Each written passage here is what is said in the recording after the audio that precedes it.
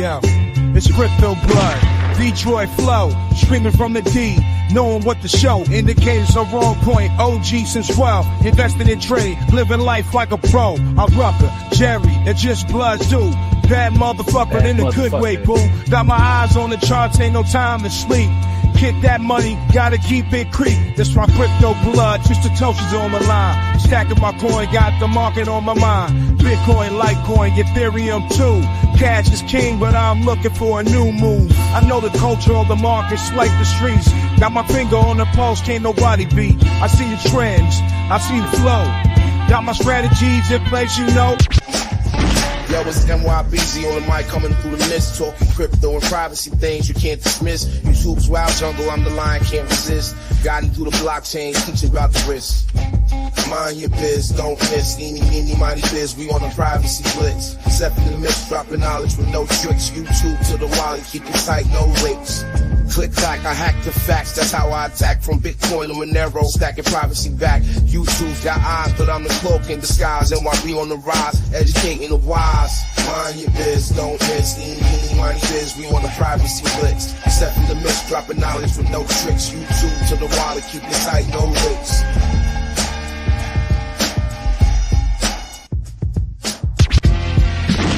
Rice TVX, the mic's live wire.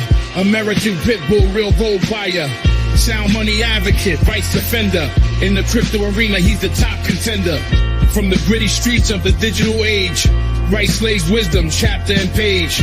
Silver, gold, he sports only the bold. Land, life, and liberty, these values hold. What I was worth on. She made me the sense. It was raining at the sun. Constitution, deep dive, knowledge revival. Navigate the system, critical for survival. Rice engraved like inscriptions on metal. Pitbull in the game, lead foot on the pedal. Hulk Hogan, we coming for you, nigga.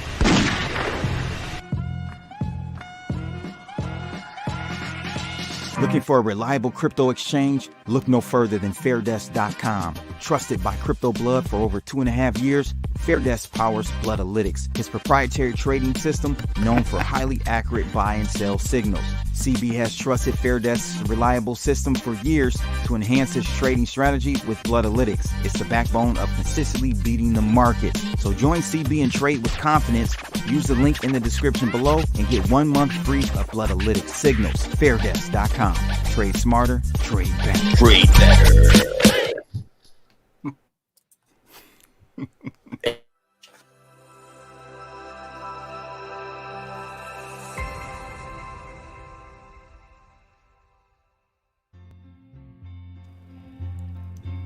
All right, ladies and gentlemen. DJ Crypto Boy in the house. It's it's time to go.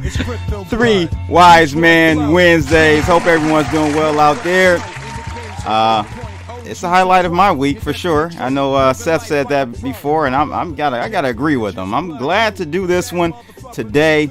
Rice is like, I'm getting sick of talking about Trump. I am too. But every single week or two, we seem to have a new precedent set. Right, I don't know. It's gonna be like that for the next 3 months, man. Oh man, I'm ready to get over it myself. But make sure you guys hit that like button, share, follow us. We're streaming on multiple platforms today.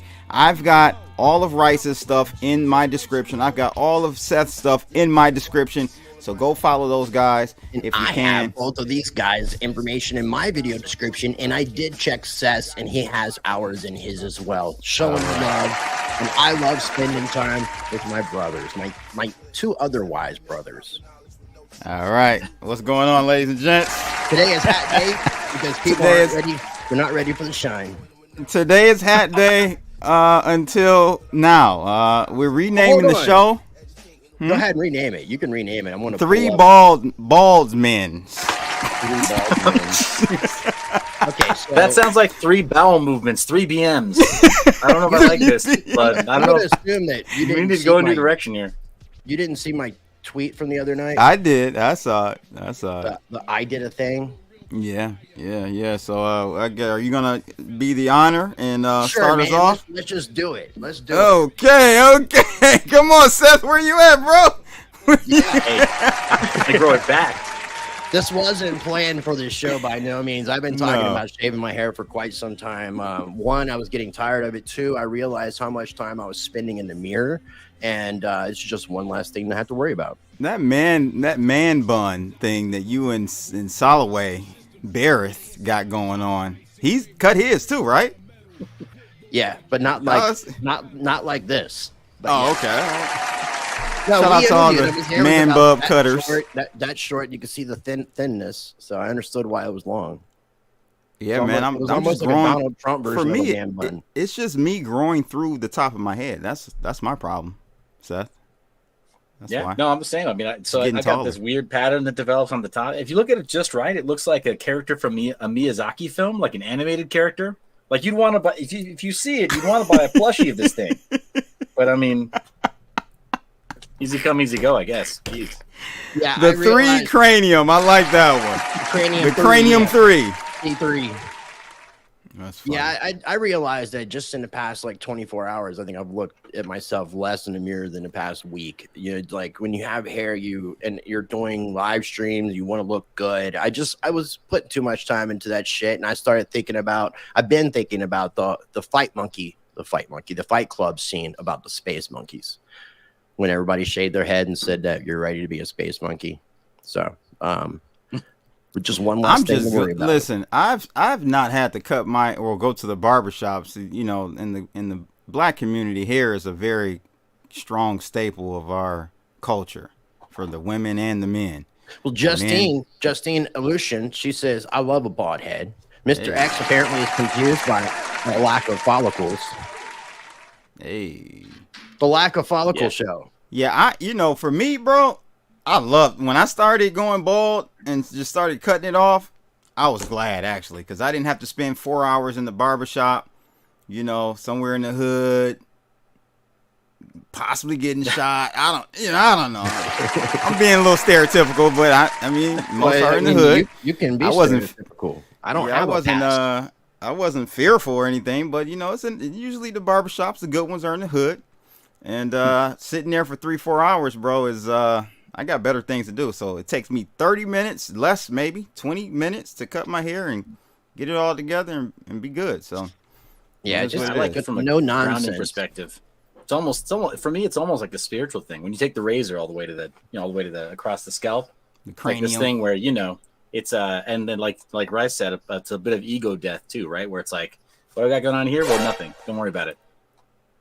That's something I do miss because I used to have. It was like This is my watch. This 9 years ago that I started growing my hair back out, and I used to always love my head being rubbed. So I went for so long having my hair like this that growing my hair was something different. Now it's just going back to just the way it was. Little tip for all the men out there: you want to really get a girl going, you get those fingers in that scalp and get the tickling.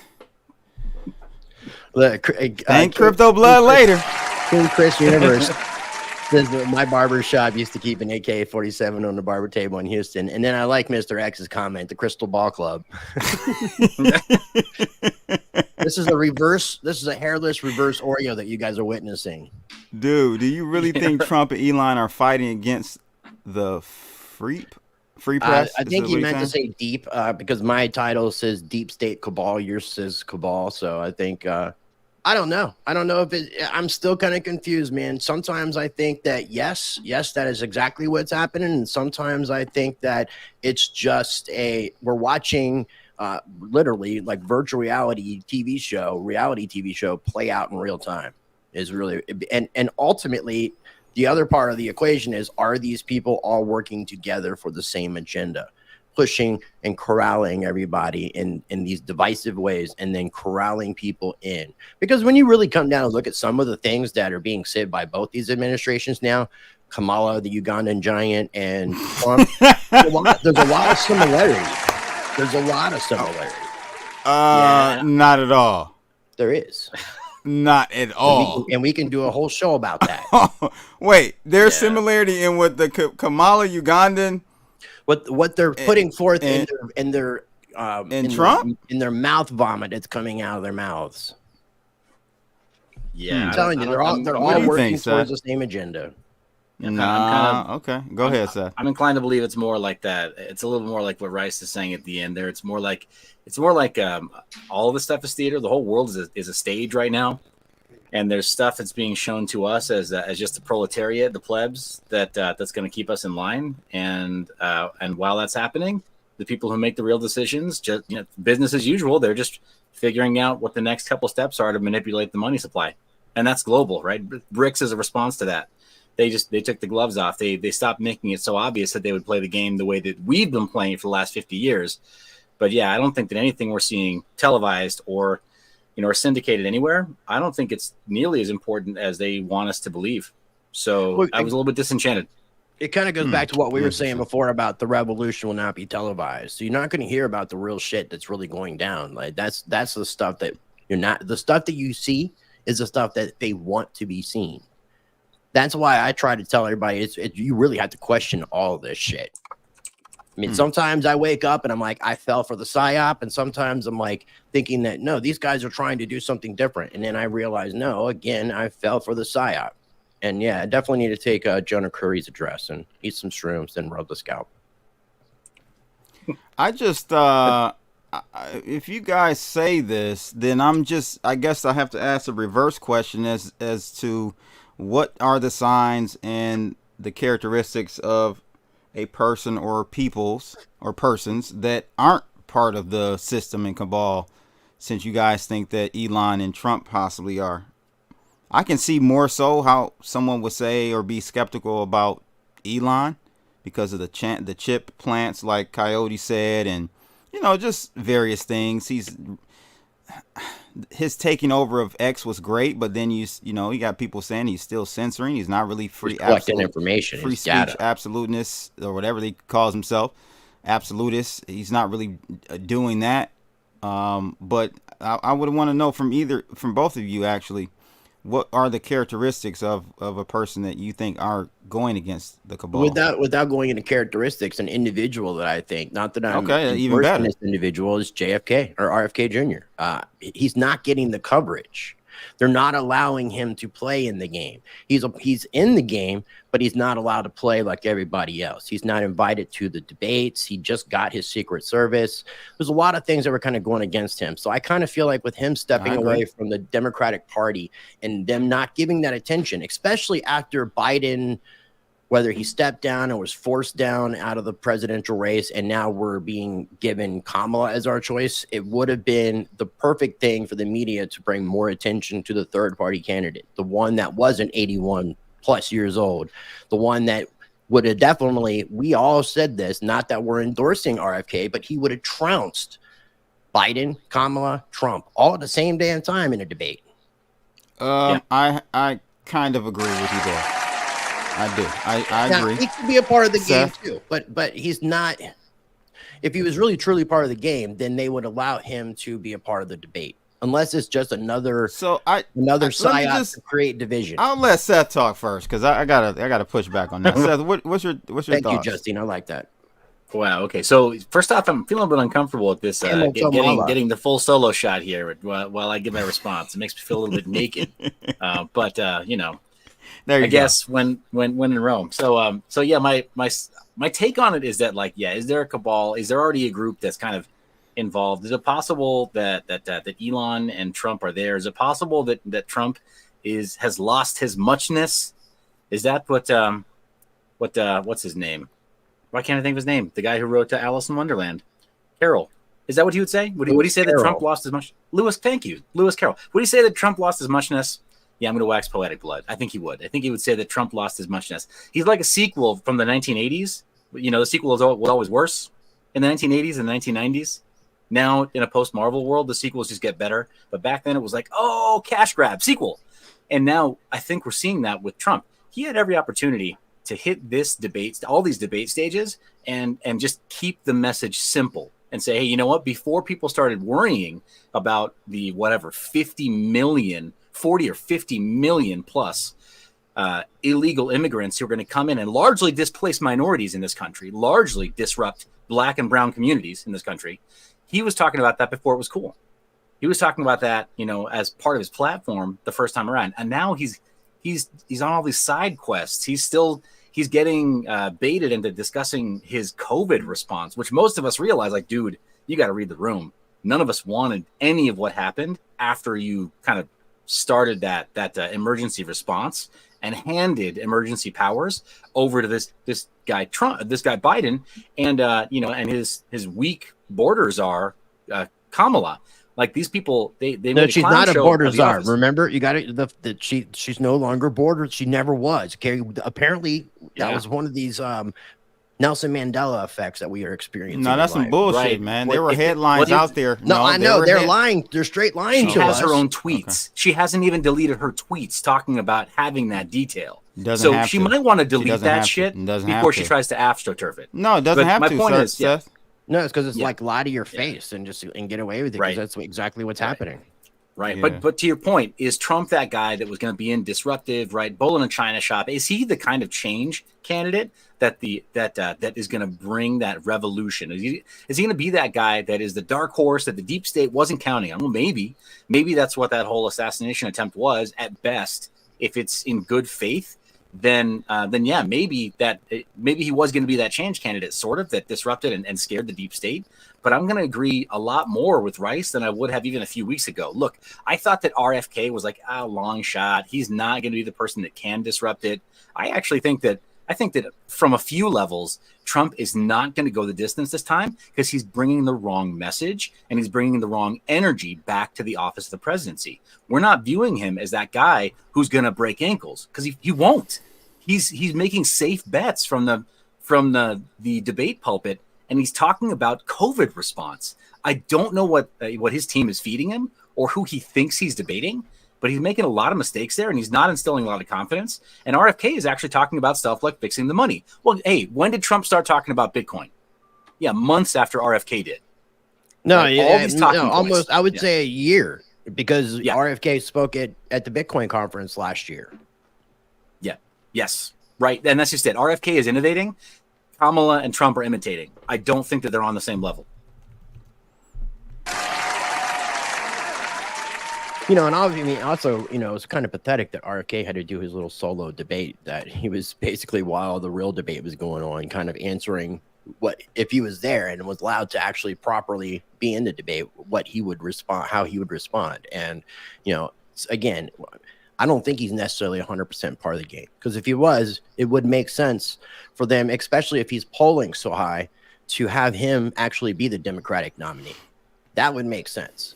But we don't live in a world where things that make sense actually occur. We live in this reality, unfortunately. Shout out to everybody watching. I appreciate everybody joining us. Make sure you guys are taking the opportunity to smash that like button. That would be greatly appreciated. And make sure you subscribe to all of our channels. We have links for each other's channels and socials in each other's video description. 100%. Jeff Berwick cannot run for president. He's a Canadian who lives in Mexico. He's also, I think he's got this thing for anarchy that's just not compatible with the entire election process. No.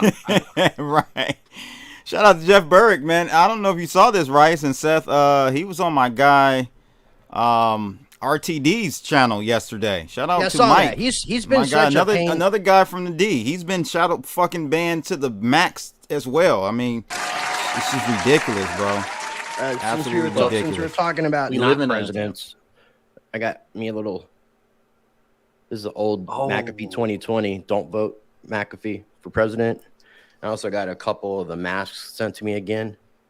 And I got one of those. For anybody who knows the shit I've been talking about too.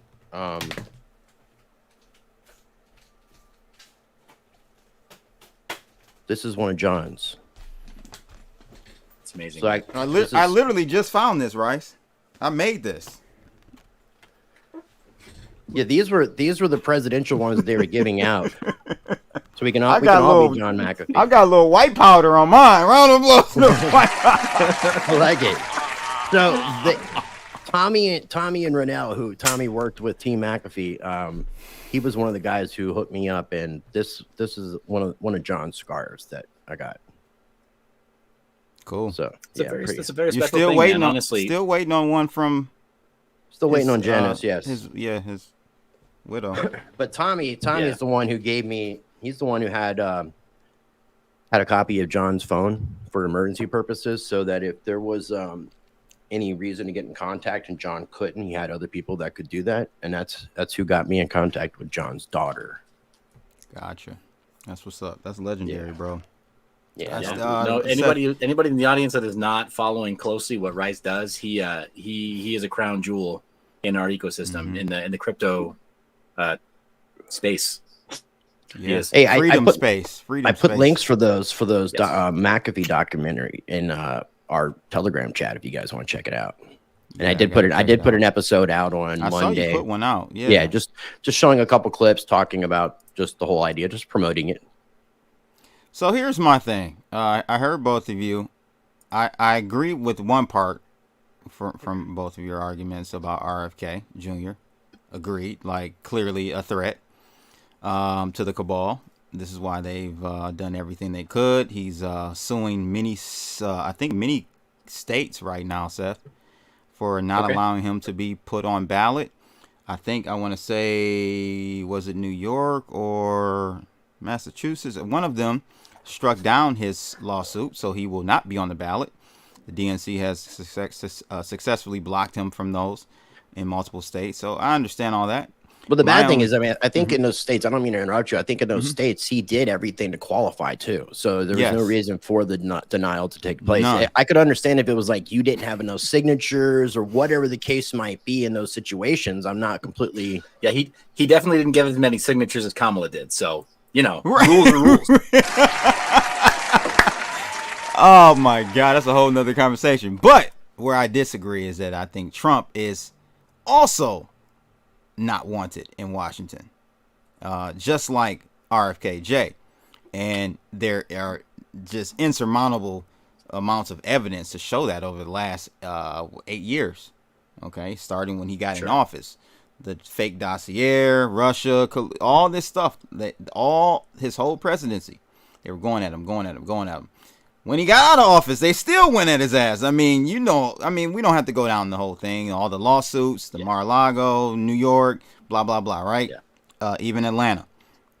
That to me is the evidence to show me, no, they don't want him either. He's not part of the club either. He's part of a club, the Billionaires Club, a wealthy 1% or 0.1% of the population, but he's not part of the club that's really running everything and dictating all of the laws and of the land. In my opinion. There is the idea that, and that's why that. So sorry for the interruption here, but I think that's in part why they did give him that warning shot. Essentially, like I'm still kind of on the fence as to whether or not that was really intended to show us something on live television. I'm not really. I still have my doubts, right? I still feel like there's plenty that we don't know. But what we do know is that Trump didn't believe it was planned. He didn't believe that it was, some theater thing that he had to play along with. He seems to be genuine in his response to they took a shot at me. So yeah, he's definitely pissed some people off, and I think that energy is not going to let up. That resistance towards Trump is not going to let up. But what I'm suggesting is he's not the change candidate that is going to properly shake up the cabal. He's going to go back in with that Billionaires Club card, like you said, card-carrying member. He's going to go back to those negotiating tables with Putin and with others that he did very well at when he had the role before, and he's going to do all right. But he's not going to disrupt the people that are deciding to turn their money printer up or down. I agree. He was not able to get that far. He's never going to make the change that we need. He's never going to be able to do that in 4 years, 8 years. Not without abolishing the Federal Reserve. Oh, there's multiple things. That's just one layer. I mean, now the other part of the equation is that you could have a power struggle going on with basically, we know that some entity, some group wants to take over control of the world. And you have multiple groups doing that. And I think right now it's kind of like an open playing field as to who is going to be the one in control. So you have almost like two of the same sides of the coin trying to be in control. I'm not saying that, again, whether they're working together for the same objective or working against each other so that their group could be the one that comes out of this thing as the 1% of the 1%, the 0.1%. So in today's episode, guys, we are basically just going to give our opinions and reaction. We're not going to watch it. It's too damn long. It's 2 hours. of the Donald Trump and Elon Musk. Trump called it a chat. I like that conversation. Yeah, that's what conversation. They wanted to call it a conversation, not an interview, to make it less formal. Which is, I mean, basically, what we do is conversations. We don't do interviews, but we call them interviews because people aren't interested in conversations, I guess, unless you're Elon and Trump. Yeah, right. Like a conversation with so and so doesn't go over well as an interview with so and so. So interviews sound more formal. Yeah. What's a conversation informally amongst billionaires? Or the lack thereof, Alex. Thank you for tuning in, Alex. Alex, like, smash them likes for Rice's hair. What, the hair that's in my trash can? Oh, man. Sky Daddy ain't gonna save you, Justine. Illusion. All right. We got a couple shots at the Everybody beware the Bible quotes. The default death doom loop. Good to see you, John. Good to see you, John. Default death doom loop. I love that one. That's a great one. DDDL. All right, F Trump, vote Socialist 2024 and smash the button. Definitely vote Socialist. Pun intended. It's free, right? It's Socialist free. I get it. All right, THC. Thanks for tuning in. Whatever is going on, it does appear that the underground, usually hidden battles for control have spilled out into the light of day. I agree.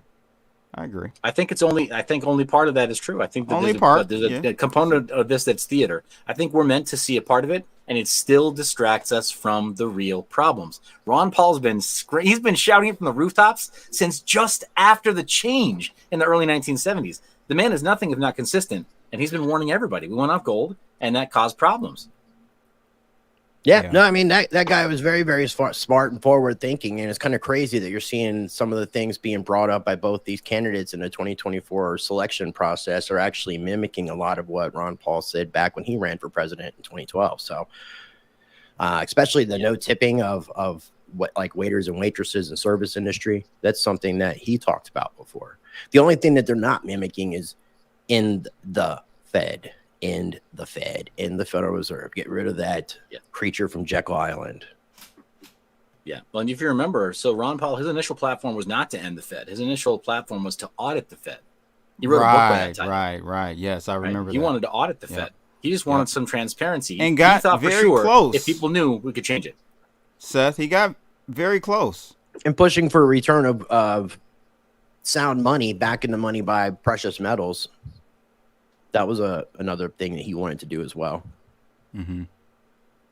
So, I guess to kind of get started, guys, overall opinions. I mean, I'll go first. I really think that I liked it. I wish that Kamala and Biden could do this, could even attempt to do this. They can't even do this. Round of applause to that fact. They can't even do this. Not that they won't do it. They literally can't. In my opinion, the invitation is there. I mean, he's already said it. So if she it's not going to happen. If she doesn't take it, then it obviously speaks volumes because it goes back to what everybody's saying that the tard can't speak without a teleprompter. Yeah. The tard. The camel toe mala.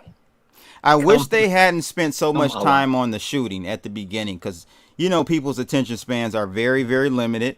And I want to say, Seth, they spent, and you mentioned this, they spent a good chunk, maybe 40% of the time, that 2 hours, they spent about 40 minutes and some change on the shooting. I didn't like that. Well, I mean, I think part of that is just that, like, Trump is trying to become the definitive source of truth for that whole event. I mean, hey, he was there, right? He was the main character. So I think when people gather around these so-called fireside chats, I mean, what's old is new again, right? But these fireside chats with this former POTUS, that they want to believe that this guy is telling them the full, uncut truth about what happened there because they were taking a shot at him. So yeah, I mean, I think that's why they took so long is because a lot of people have been waiting to hear a full story that doesn't validate the original official story because we know we were lied to initially, and then we were lied to after that, and then we were given more little trickles of information here and there. And frankly, gentlemen, the footage that the three of us reviewed on our first stream following the event still has me haunted. If I'm being really blunt, I've struggled to sleep well since July 13th because of how badly I know we're having some information withheld about this whole thing. There are a few things that just don't sit well with me.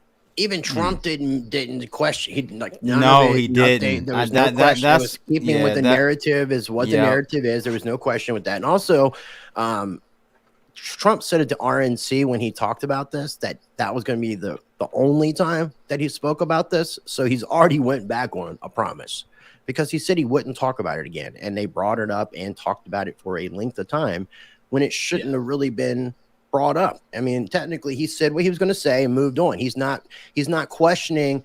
And that's another thing that should make people wonder is why he's not questioning the narrative that they're telling the public that took place and how he's complicit with that when it's anybody with a brain, anybody with anybody thinking knows. He can't. No, most likely it's deeper. We're seeing just the tip of the iceberg with that whole situation, and it's probably a national security situation where he can't really delve too deep into that, right? So that's my assessment. Except that now he is now giving it his blessing. He's coming in. Oh, I'm the former POTUS. I'm the main character. They took a piece of my ear off. So let me give you the official story. Ask no more questions. That's what just happened. We just got fully astroturfed.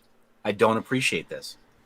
Right. So I do have to say that the Christian prophet came to mind when listening to Trump and him recanting the whole situation. He said many times during the lengthy discussion on the assassination attempt that it was God intervened, and it was you can't. Well, he kind of tried to downplay it. He's like, you can tell he's definitely saying that, but he's not using strong language with it. No, he's not. But he at least is. He's acknowledging it. I mean, it'd be kind of hard not to if you think unless you were a part of that whole entire setup and you knew what was going to go on, regardless of if it was a setup or not. The fact that he didn't die is a miracle.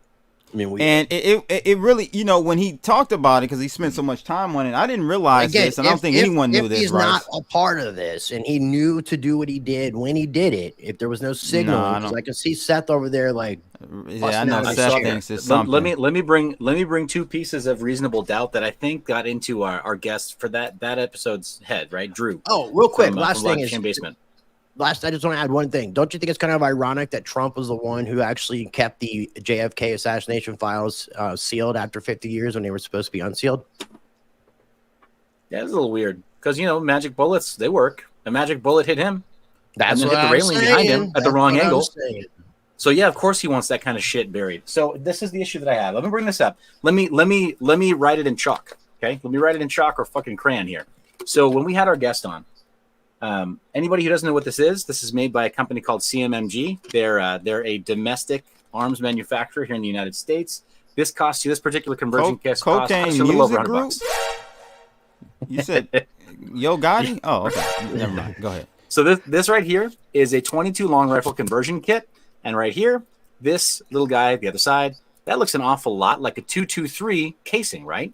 It's meant to go into the barrel. And then it loads in a 22 long rifle into a sort of barrel extension without any of the modifications to your typical modern sporting rifle, America's favorite rifle, the AR-15. Just goes right in, and then you have a fully accurized. Well, you still have to get it accurate afterwards, but you then have a rifle that shoots a 22 long rifle bullet, a much lower grain weight, at a much lower speed. You can even make them subsonic. You can use them with a silencer if you want to make them more quiet than anything you'd ever see in your favorite John Grisham movie or whatever, right? This is standard equipment that you can buy at a local gun store in all the 50 states if you already have a legal firearm. You can just drop this in and it makes that conversion. You can have a guy specifically on that roof using that particular rifle, which in this on the left of center in our political ecosystem here, everybody wants to try to demonize it. So you put it in his hands, right? That's the first thing. That was another character in this whole drama that we're seeing in the theater, right? This guy Crooks, who supposedly took the shots. We don't have confirmation that he even squeezed the trigger, but he's holding that rifle. Big, bad, scary AR-15. What is to stop somebody from throwing a similar size projectile using even something as simple as this from a different angle and being closer to absolutely ensure that they can hit that target. Because I can promise you, at certain distances, I can hit that target. Any competent marksman can hit that target. I'm not saying that I have any intent. I'm just saying that it's very possible. But and beyond that, you can throw something that is not lead. You can use an air rifle also chambered in this caliber of 22 caliber, right? .22 caliber. And then when you do so, you can change the projectile to some other element. It can be vinyl. It can be chalk. It can be some other highly frangible substance that then explodes, right, or atomizes on the back railing, as we saw for the railing by the first casualty, right, where he was hit between the arms, and then there was a giant puff of smoke. Well, what does that? I'll tell you what doesn't do that. A high-power 5.56 NATO round doesn't do that when it hits soft aluminum. It doesn't do that. Fellas, this has been keeping me up at night. What we can see, maybe it skimmed the top of it, and that's where you see the puff of smoke. Or grazed it? Is that a possibility? Potentially, but even still, when that happens, you don't get an atomization. You don't get a plume of smoke coming off of an aluminum railing. Right, but there's been a lot more information coming out that I even haven't been able to keep up with everything, with all the different law enforcements kind of going against each other in their interviews and narratives. There's also apparently there was some gentleman in a bathroom that was bleeding, where there was a bunch of police officers that were using different CB or radio channels that didn't have the same channel as, because apparently not everybody was on the same communication channel, which doesn't make sense either. So, and there was question. And then there's the guy in the gray suit from the ATF. Remember him? Did you hear about that story? No. Oh yeah, go look into that. There's so much shit. There's something that I was watching earlier. I can't remember the name of the channel, but it was about this whole thing, this whole conspiracy of Trump assassination. Yeah, there is a bullet of and you know. Again, okay, let's go there. Let's go talking about everything and thank you for bringing that up once. So go ahead. Thank you for bringing that up. Who shoots their publicity photos at an event like that at 1/8,000 shutter speed? I'll tell you who. Somebody that's shooting action sports, not somebody that's shooting portraits of a speech in progress. The fact that happened to take place tells me one of a couple things. That person was shooting at ultra high speeds. Maybe that's their preference. Ultra high speeds using the top of the line prosumer gear, and the projectile was moving slow enough that they could capture it at that speed. Because most of the time, ultra high speed does not necessarily mean that. Does not necessarily mean 1/4,000 or 1/8,000 shutter speed. Was it a picture or was it a still frame of a video? Even worse, if it was a still frame of a video, then it would have had to be going even slower, indicating that it's a subsonic projectile which may have been fired from an air rifle. This is what's been keeping me awake. You were talking before about not using what we would consider to be a traditional firearm, to use something that wouldn't even be classified as such, but does the same thing. Yes, exactly. And it would make no sound. We're going down all these other rabbit holes of like, oh, the guy in the gray suit. Oh, there was blood in the bathroom. And whose was it? Again, depending on like the few sources that you're watching this, I think they're allowing for all this to be out. And then the thing is, like, also the thing that a lot of people haven't really put in consideration. I know this is going a little off topic from the Trump speech or conversation, but let's just go ahead and get into this, man. I'm sure everybody's tired of talking about this assassination attempt stuff. Well, I brought the assassination up because as we can just keep talking about that. It's just for 40% of the time, give or take. Oh, the thing I wanted to add though, real quick, is the fact that if you remember the Super Bowl performance that took place, there was a lot of different artists. Alicia Keys was one, and when she was performing, there was a human error in her singing, which is natural for people that sing, and it's actually good to hear those kind of things because it shows imperfections, which are the things that I think make us unique as well. Now, the very next day, within 24 hours, that footage that was available for replay on YouTube and I'm sure other platforms had already had AI correct that music. So where you couldn't hear that human error. So how much of this shit that we're seeing has been manipulated by AI? I do too, man. I think Rice's friend is a part of the shooting, he's a time traveler. Remember, John Titor is definitely a friend of Rice's first. and clearly has something hanging out to do with him one time, man, doesn't qualify as a friend. And if he was such a friend, he'd be watching my content. No, we're trying to get in contact with them, and that friend isn't bothering to reach back out to me and say, "Hey, Rice, let me come on your show and talk about time travel." He went back or forward, so he's not here to watch your content, my friend. Come on, catch up, Mustard. Man, he might have cloned himself or it's just multiverse shit. And he's figured out the whole Rick and Morty thing and communicate with other versions of himself in multiverses. What better life could you have? So I just want to summarize really quickly, Rice, that I was a force shooter. Get it right. I just think they spent a lot of time on the assassination attempt. They should have done that because a lot of the meat and potatoes starts at about 45 minutes in, 50 minutes in of the 2-hour conversation. I do want to say, though, I think I go back to the simulation theory, that we're in a simulation, and so everything is going to look like just happenstance or just a coincidence, because it's all a simulation. It's supposed to.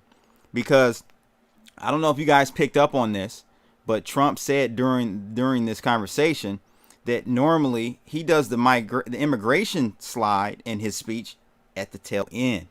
He just out of nowhere said, bring up the slide on immigration or illegal immigration or whatever. And he said it's normally on the right side and they put it on the left. And if you remember, when he said bring it up, he looked left first. He didn't see it. Then he looked right. And when he looked right is when the bullet came and grazed him. So I thought that was pretty interesting, bro, that he normally does that immigration spiel at the end of his speech. And it's normally on the left side, which he panned left first. And they ended up putting it on, scrambling, trying to get it up on the screen. They put it on the right side. So, I mean, that's crazy, bro. That's insane. Well, if we're talking about divine intervention, I mean, how do you divinely intervene? Maybe that's an example of divine intervention. Is not something that we plan to do, but something that just out of nowhere we decide to do. And I'm sure a lot of people have had that intuition.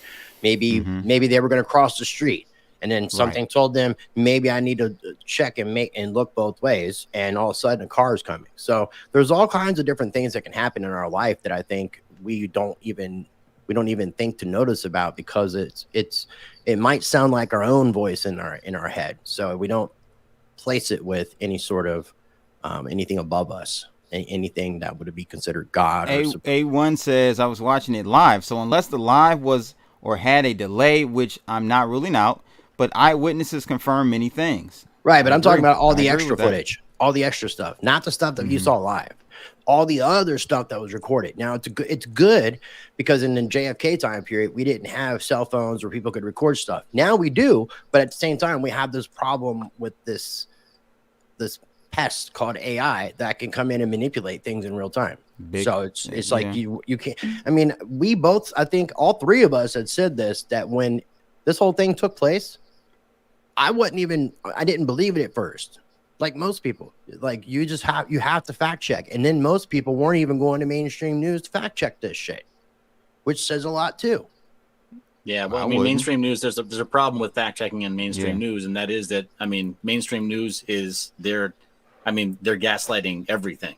Everything has a spin on it. You realize that the AP photo, stuff that was released by the Associated Press, was then marked as disinformation on Facebook later on. The photos of Trump with the ear and all that. Those were censored. That doesn't surprise me. They said that the laptop was fake, and you couldn't even DM it to anyone on Twitter. So that doesn't surprise me at all.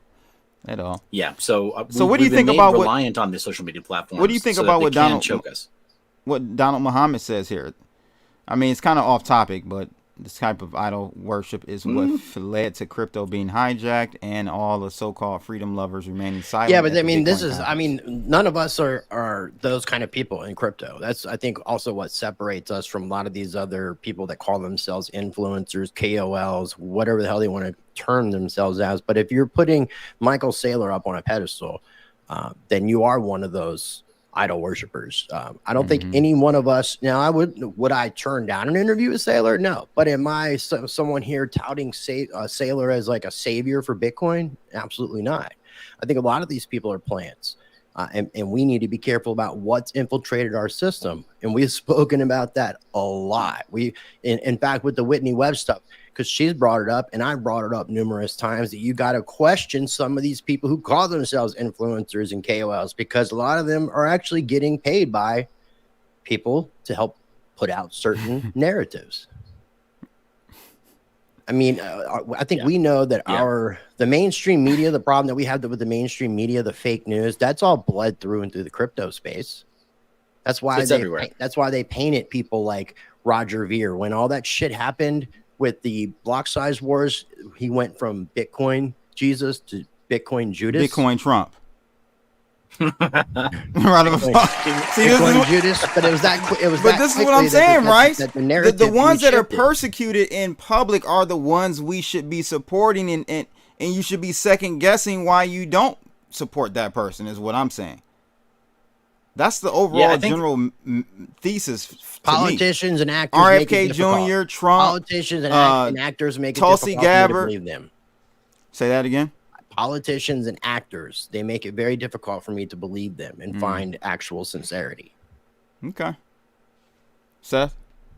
Yeah, I agree. And I think so. This it's kind of funny. The three Wisemen Wednesdays is an outgrowth of something we've been threatening to do for years. I went ahead and just acquired a bigger channel so that I could kind of like force myself to have a bigger microphone and use some of the tools that we use for growth hacking in this industry, because it's an open secret that they're used.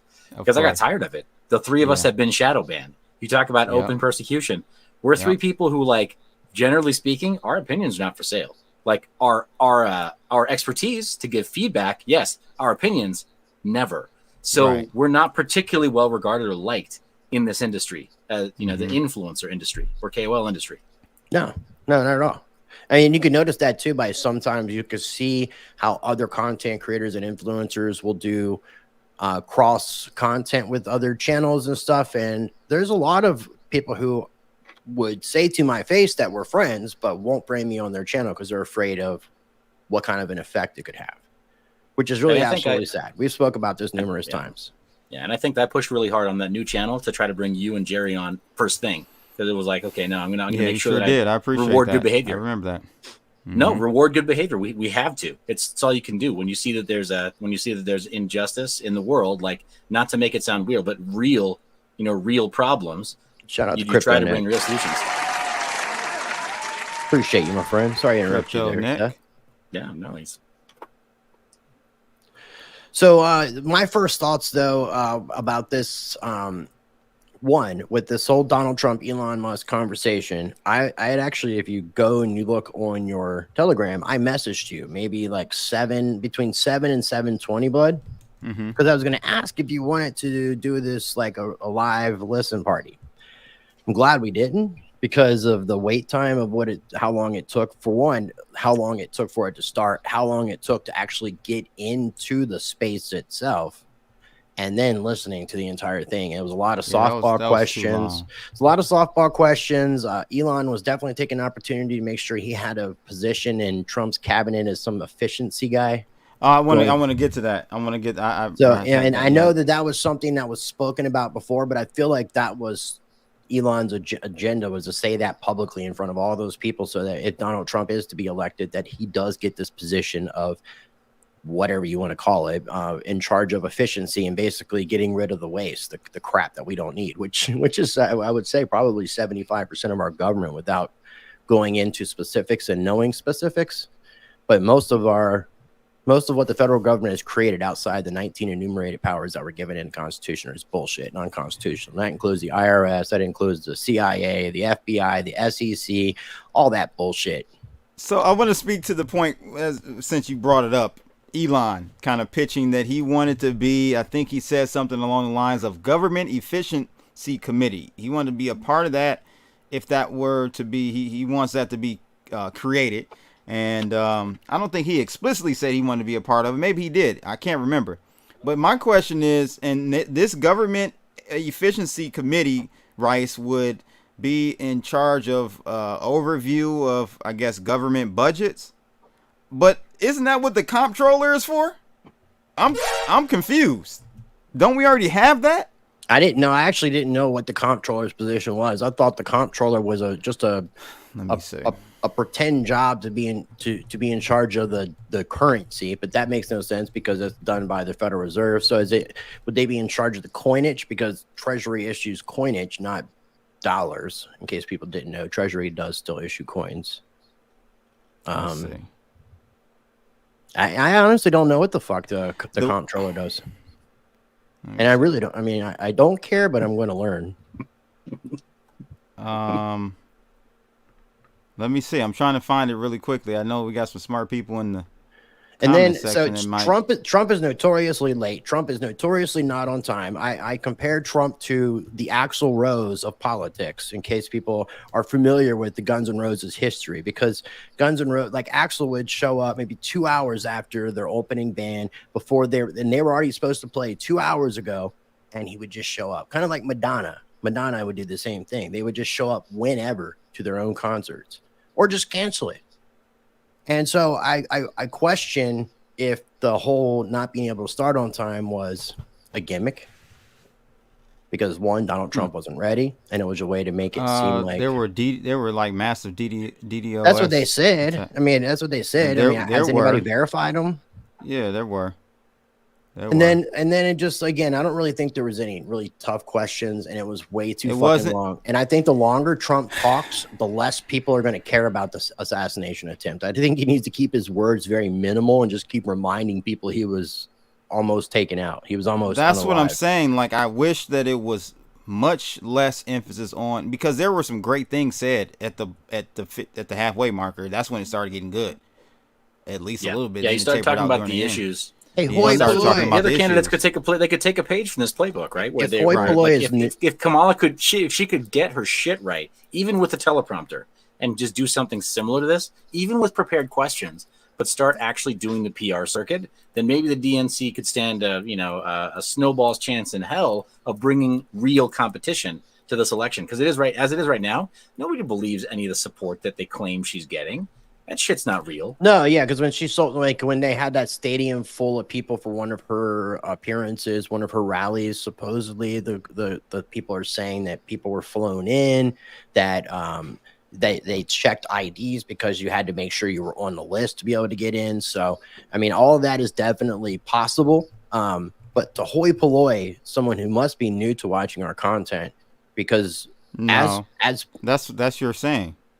Yeah, but they're acting as if that individual's acting as if, like, we don't talk about this and we don't think about this. I think he might be talking about me. I think he knows that you feel that way. I don't feel Trump is part of the bird.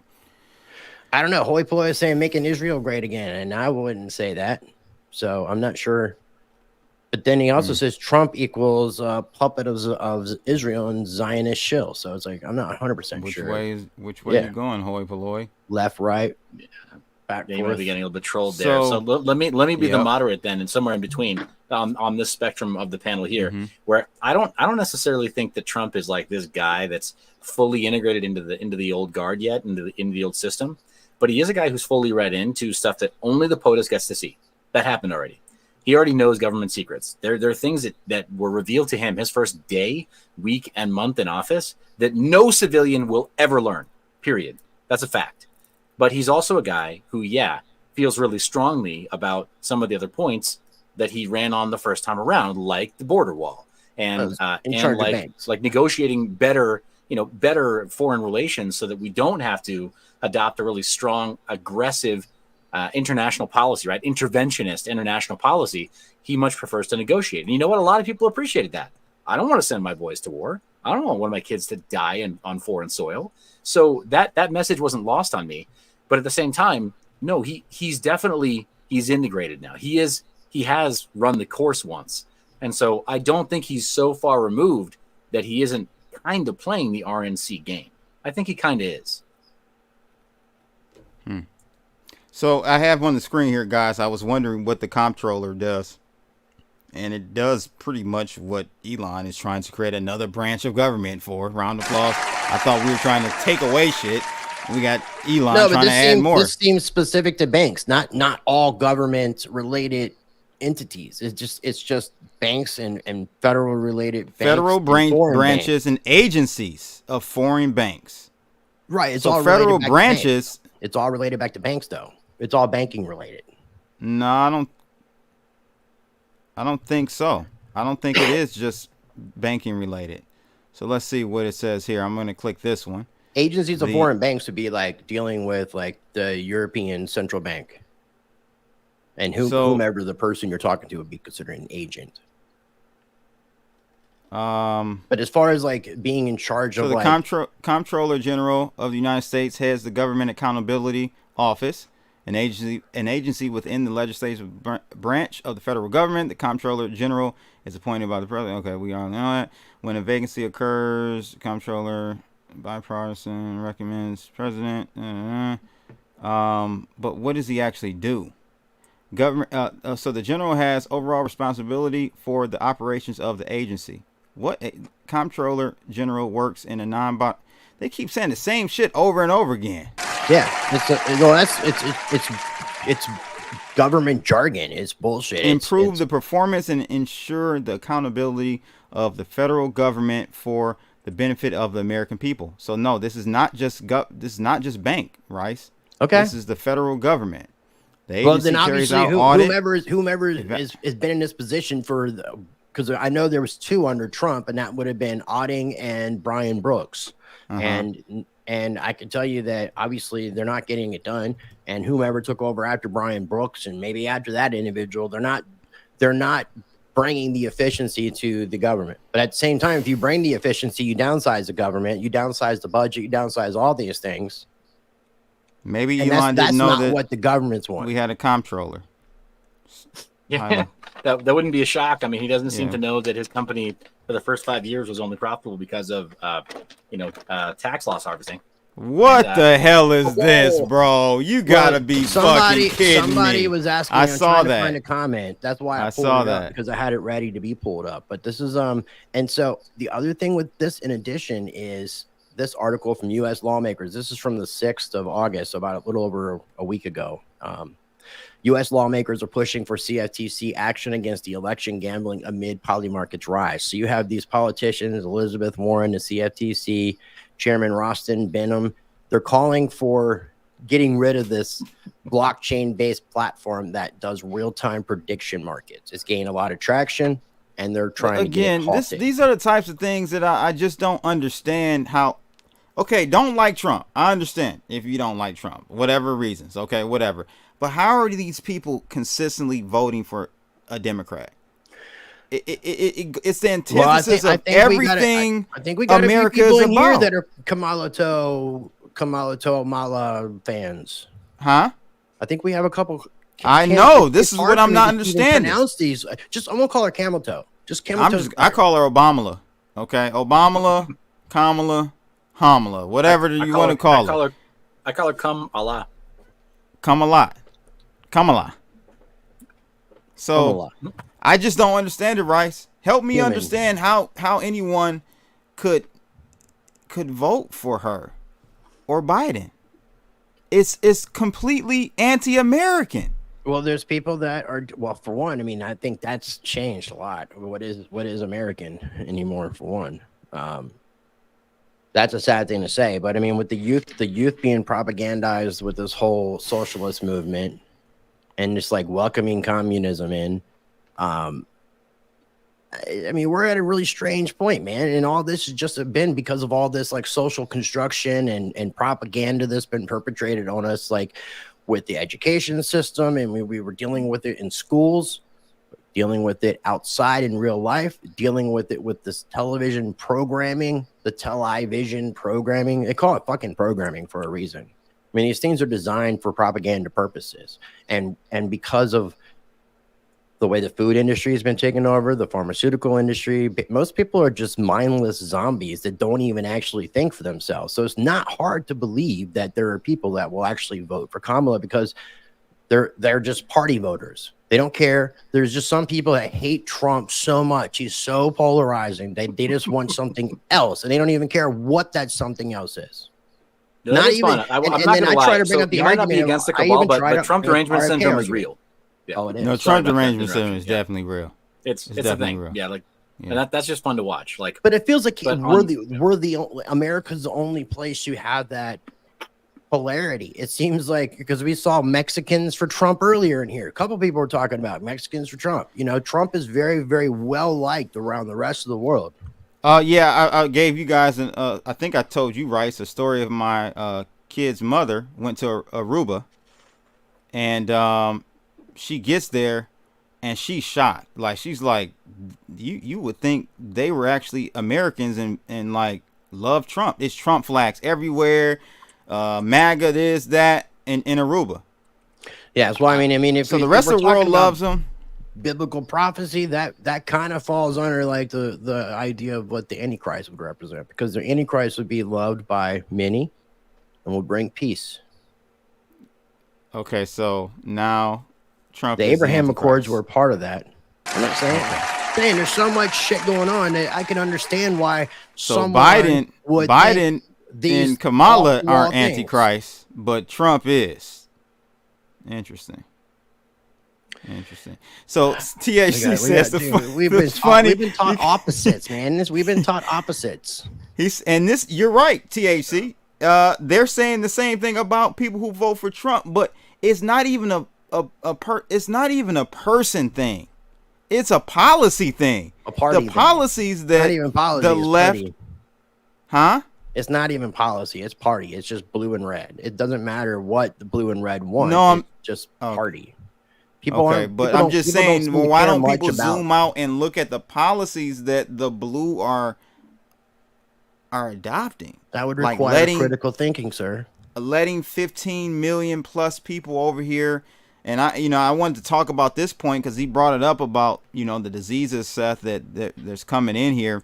I was in Chicago maybe about 7 months ago, and I saw a billboard saying, get a syphilis vaccine or something like that. And who I was with was like, syphilis? I haven't heard about syphilis in forever. And it's because it's fairly treatable. It's fairly treatable. And we're all pretty much immune. We got a vax or whatever for it when we were younger or whatever the case is. I don't know if we have, but it didn't exist in America. Up until recently, we're seeing an influx of syphilis outbreaks. Because of the... Go ahead. It definitely did exist in America. I mean, Al Capone died with it. He didn't die from syphilis. No, I'm saying as of recently. He died with rampant syphilis. Yeah. I think that was the case, too, with George Washington. I think they ended up bleeding him. I'm saying as of the last sex with sheep, and I think 40 years or so. Sheep are really easily transmitters of syphilis from human to human. You can use sheep as the bridge. I'm just not sure why Rice knows this, but been riding the goat. Yeah, well, apparently George Washington got syphilis, and somebody thought like bleeding him, like leeching him and bleeding him, was going to help cure him, and I think it ended up bleeding him to death. Yeah, with Al Capone, they let him, they put him under house arrest so he could live the remainder of his days, in comfort. But just saying, like, no, to your point, syphilis, blood, you're right. These are things that like people don't think. It's kind of like polio, like you're saying. People don't think about it. Yeah, right. They don't think about it as like a modern disease. Correct. And it's coming back. And there are other ones. There's a tuberculosis or pneumonia that's incurable. That's starting to come to now, surface all these older vaccines, these immigrants coming in, or illegal immigrants coming in and not getting the proper. I don't have any problem with that's killed countries before, though. I think Hawaii, when white people started going to Hawaii, I think we wiped out like 60% of the population because we brought these diseases. Yeah, that happens a lot. That happens, yeah.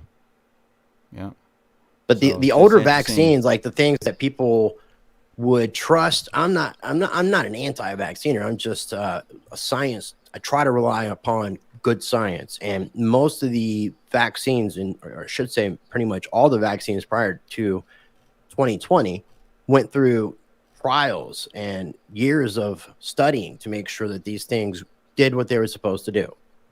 Yeah, And there's all levels. They that. had me concerned. I wouldn't label myself an anti-vaxxer. I'll let other people call me that. But I've got some kids who are free-ranged, and I'm not going to apologize to anybody. I will get the exemption when they have to go places. That's it. So like if you don't like it or you can't handle it, my kids are not diseased, and if they do catch a disease, it's probably from your kids. Now, another thing, too, to kind of get back on this Elon and Trump thing, if you go back and listen to, because Whitney Webb's name has been brought up, those last set of interviews, last set of interviews that she's done, combination of TFTC, what Bitcoin did, Redacted. There may be a couple others. I think there was one that Mark Goodwin did solo. But when they're talking about this PayPal mafia and all this stuff that's going on, they also talk about Elon very heavily because Elon is collecting data. We also have found out recently, or I found out recently, that one of the biggest investors in Rumble is Peter Thiel, who's behind JD Vance, who's behind Palantir. So again, is Rumble collecting information? Are they just corralling people in to designate them as domestic terrorists? Whatever the case might be. Rice, you become the product on the internet. That's what I'm saying. So we have Twitter and Rumble offering us free speech, but really what they're doing is just collecting information on everybody. Yes. Yeah, they're going to help whatever the future version of the brown shirts are. Yeah. And data is the new bacon. That's the new oil for sure. So collecting data. So again, I just think that these people are playing their roles in this big, huge play that we've been talking about that we're watching daily. It's just getting crazier and crazier and more soap opera oriented. Yeah, well, Rice. So I think you and Blood. I don't know if Blood. If you tried out BitTube, it was a while back. They went through a couple iterations of their platform, and they didn't quite make it. I think they were well intentioned, a lot like Library and Odyssey, right? They've redone and some other platforms. They've redone stuff. Yeah. Apparently, they've got live streaming now, but that may mean that there's money behind. Because I'm actually on there, and I do post. I just don't post all my videos.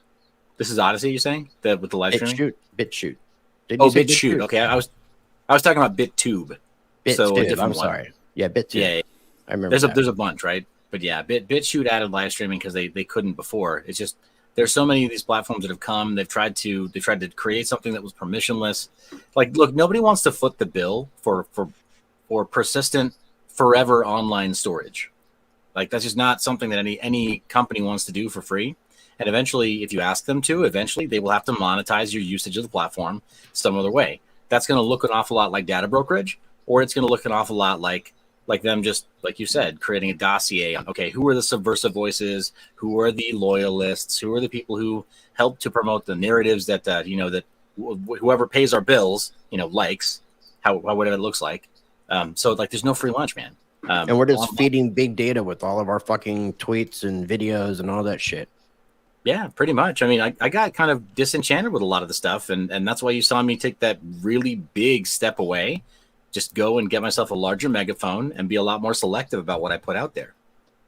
But here's the thing, like I will rally with you two any day because you don't like shy away from these conversations and the more difficult parts of them, right? The more difficult parts of what's happening in crypto, politics, and just freedom orientation. So yeah, anyway. So, thank you. I appreciate that. Yeah. Kind words. So, one other thing I wanted to just mention, a couple things actually. One thing I heard him say, guys, is that Trump, he said that we would have the largest deportation effort in history if he's elected. How do you guys feel about that?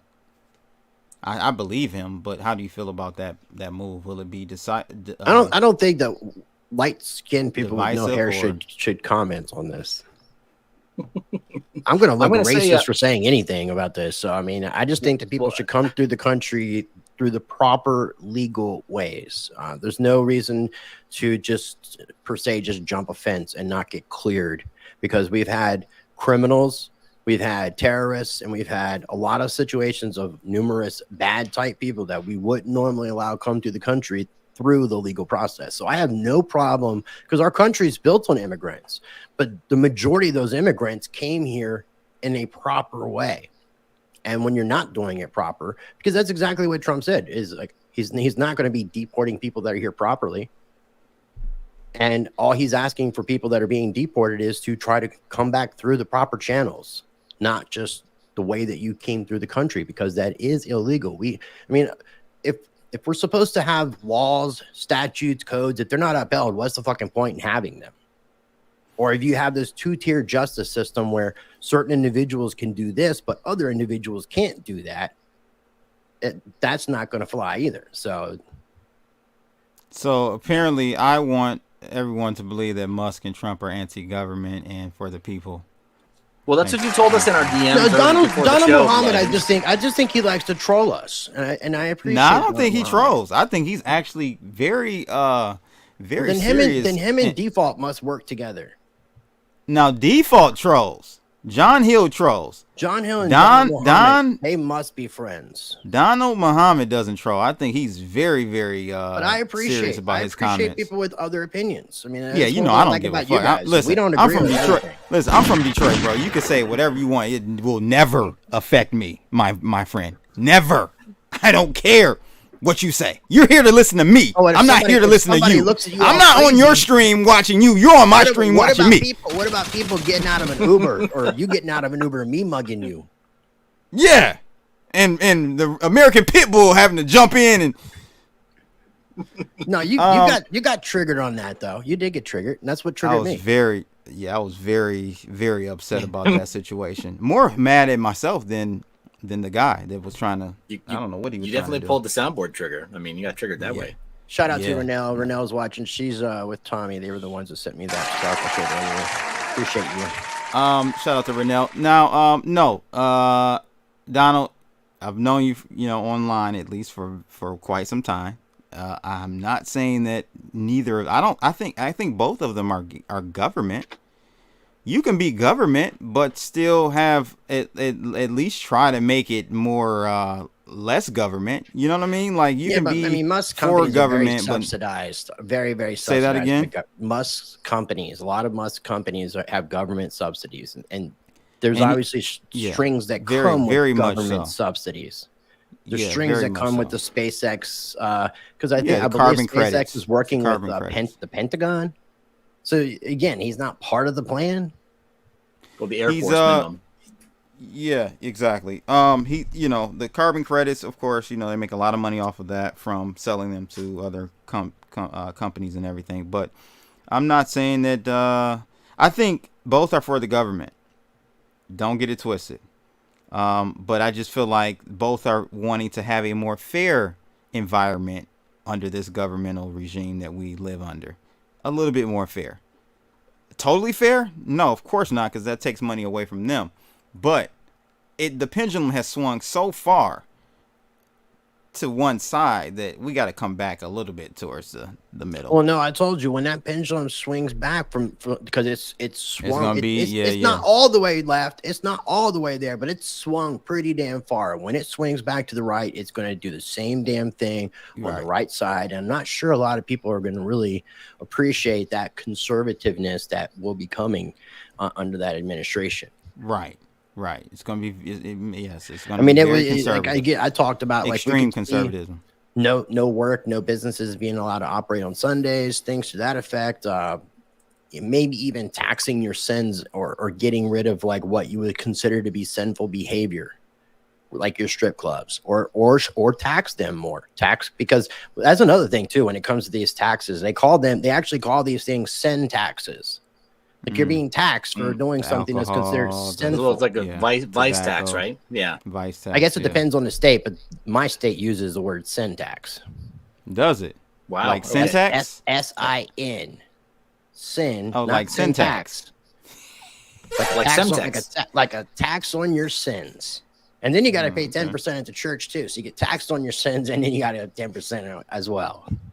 Man, these guys got it racket. That's an honest tithe, Rice. That would be an honest tithe, I think. Do you tithe, looking at the etymology of the word. No. I did tithe. I tithe for most of my life. I don't believe in if I count, there are good churches, but I don't believe in that religious institutions, but there are good churches out there. I have to say that. Okay. Yeah, for sure. They're good people too. They probably need support for their good work, but yeah. Right.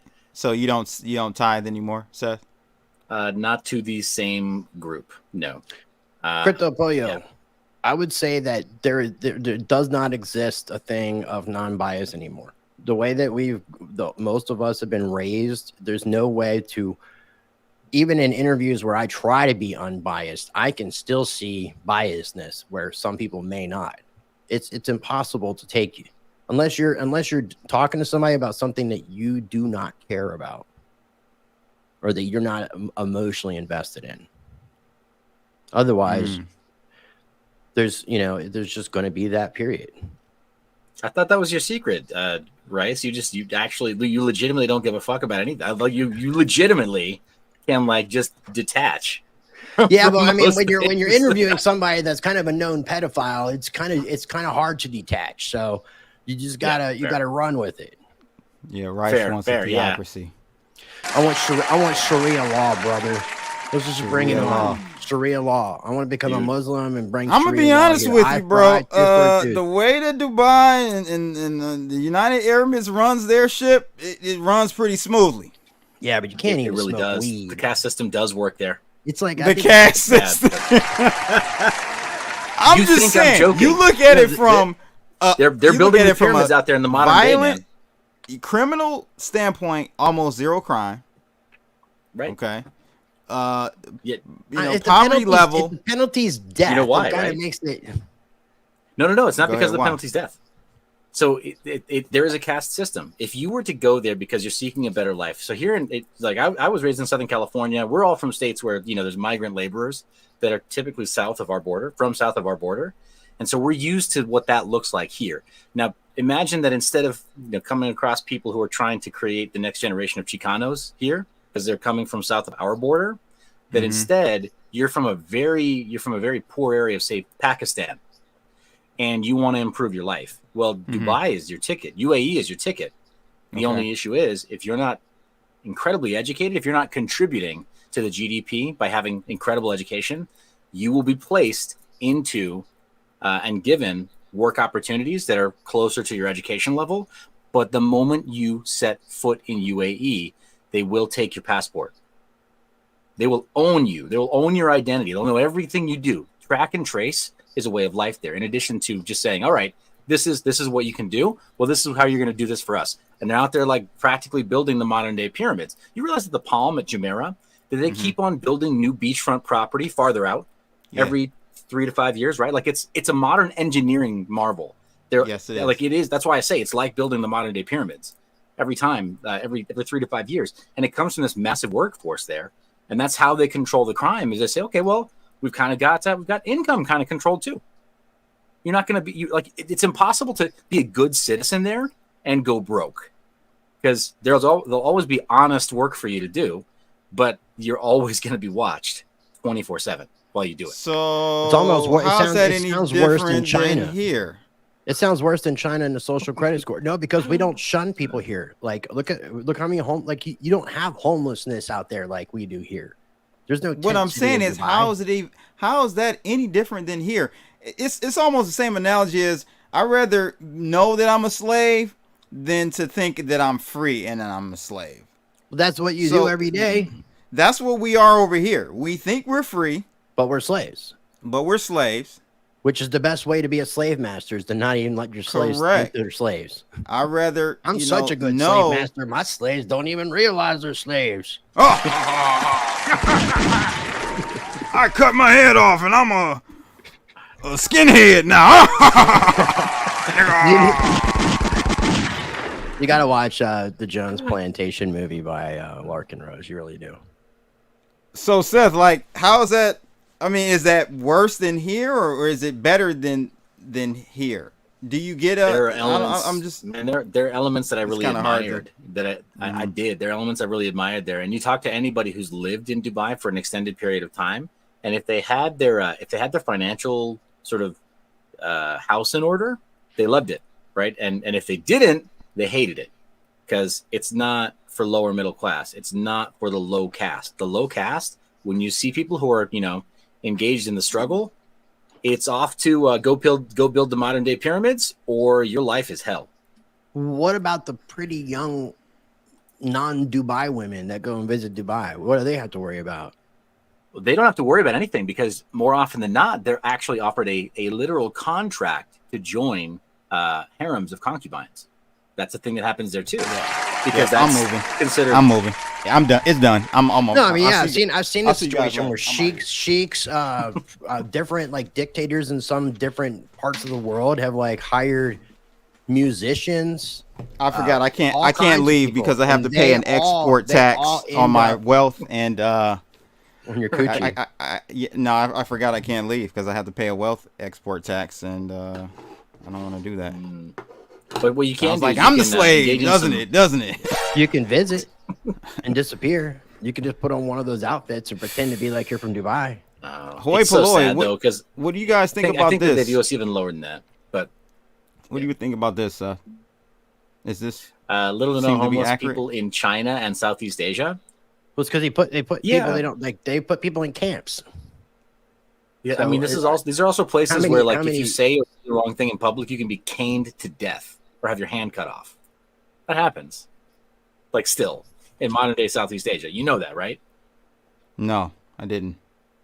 Oh yeah, no, especially if you're an American visiting tourist and you step out of line in just the wrong way and you defile, say, like accidentally a holy site, you can absolutely be beaten to death. There was a couple of YouTubers that went in foreign countries like this and started to do their thing, and they were told very quickly not to disrespect their area, that they would be hurt. And they chased a guy down.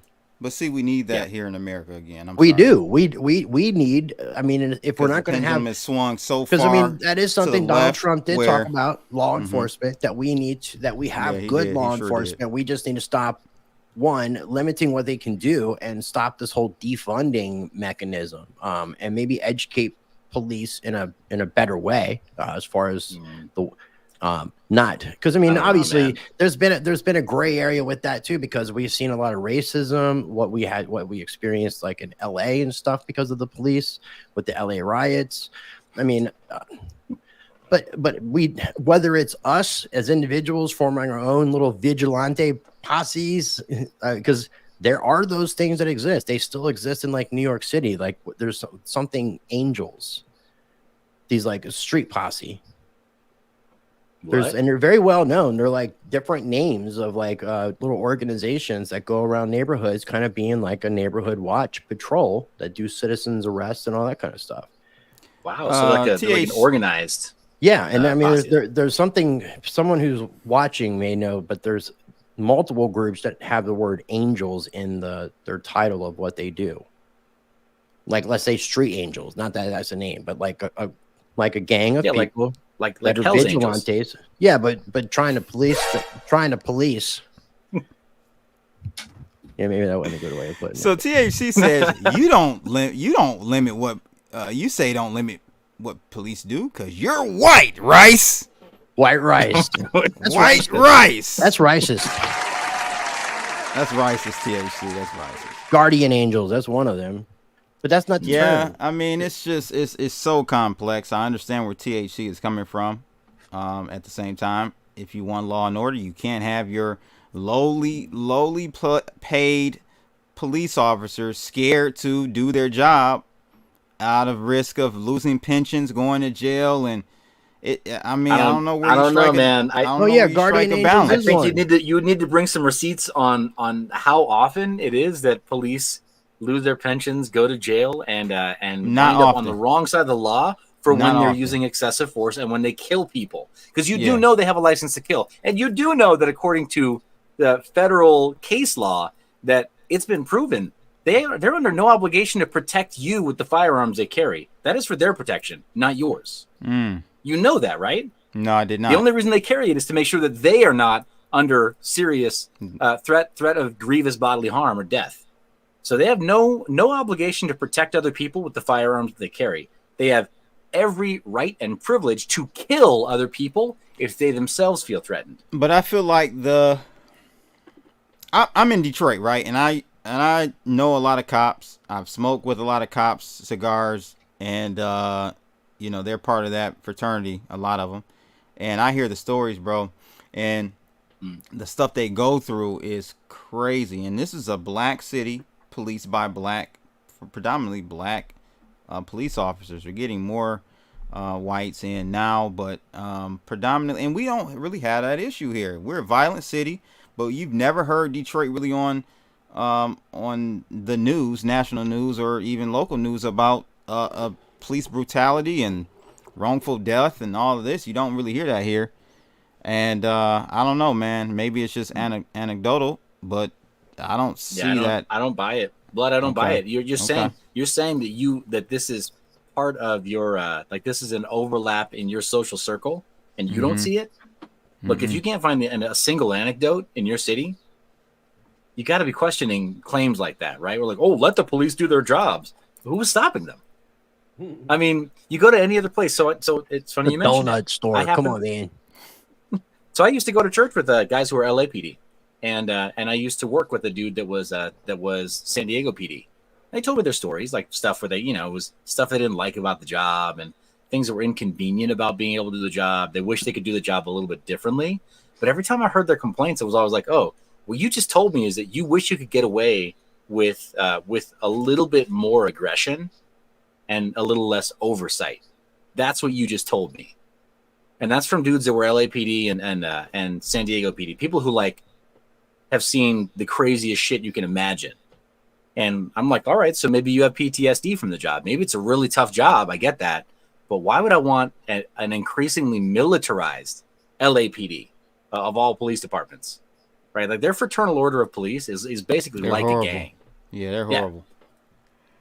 I mean, you have, of course, outlet. I think, to me, maybe I'm wrong, but you have outliers like LAPD, which is they were horrible, especially to the blacks and Hispanics or whatever, mostly blacks and their racial profile and everything. I'm not ignoring that at all, and that was a definite problem. People from the anarchist community, when the whole argument of who's going to be the police, who's going to be the fire department, a lot of these things could be privatized, and if it was privatized, it could actually give the idea of competition, so people would be fighting for contracts, and they would actually have to do the right fucking thing.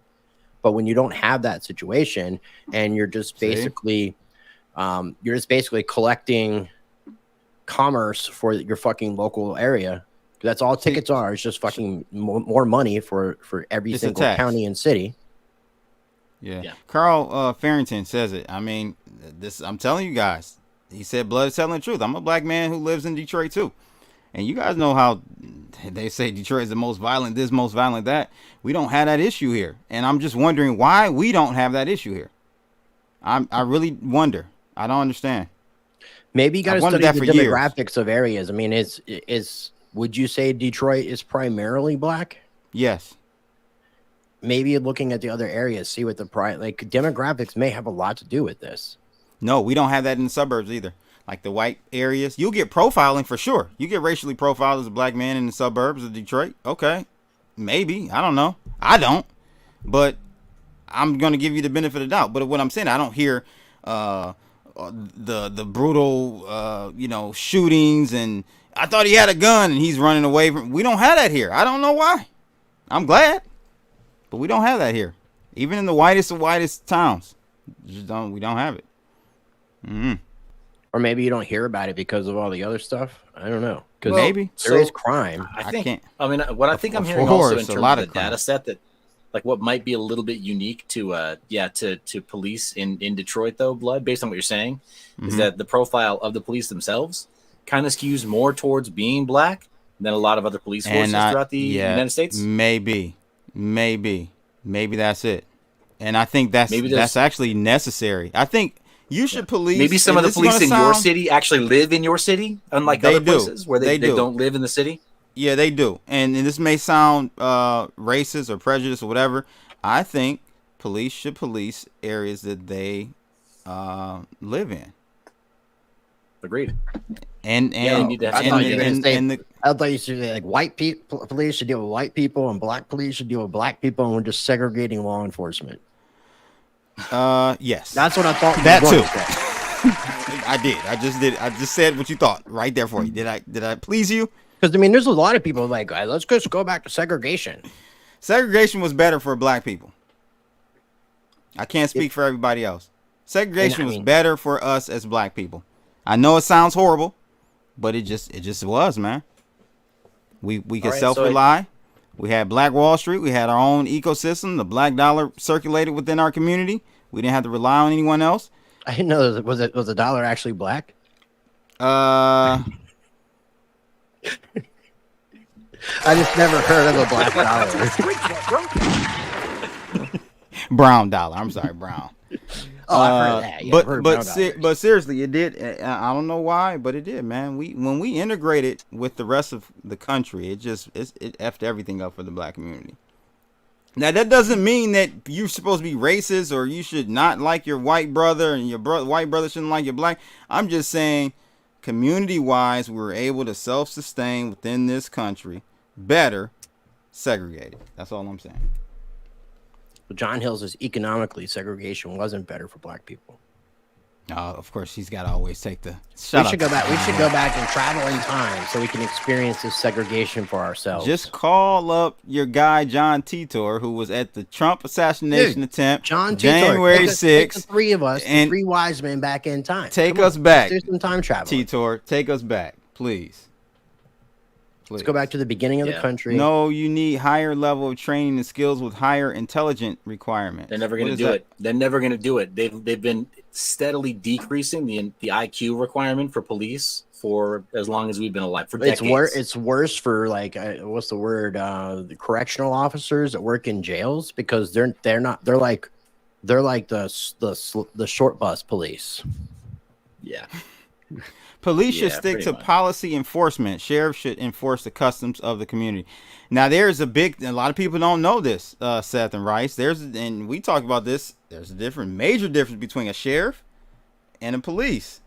It's a huge difference. Yeah, I did that interview with Sheriff Mack. Sheriff Mack is what they consider to be the sheriff of sheriffs. He goes around he's a retired sheriff now, but he goes around educating sheriffs about their constitutional oath, because technically sheriffs are the highest form of law enforcement in their area. So like for a federal agency such as the FBI to be able to come on, let's use Waco in Texas as an example. The local law enforcement, the local sheriff would have to give up his control for the other entity to be able to, it had to be granted. So they just can't come in, which is where if we got into some crazy situation, which has happened in some place in California during the BLM movement stuff that was going on, there were some of these smaller towns where the sheriffs literally gathered, had little town meetings telling everybody in their town that basically you're deputized for the time being. If anybody comes to our town to try to mess with our town, you have every right to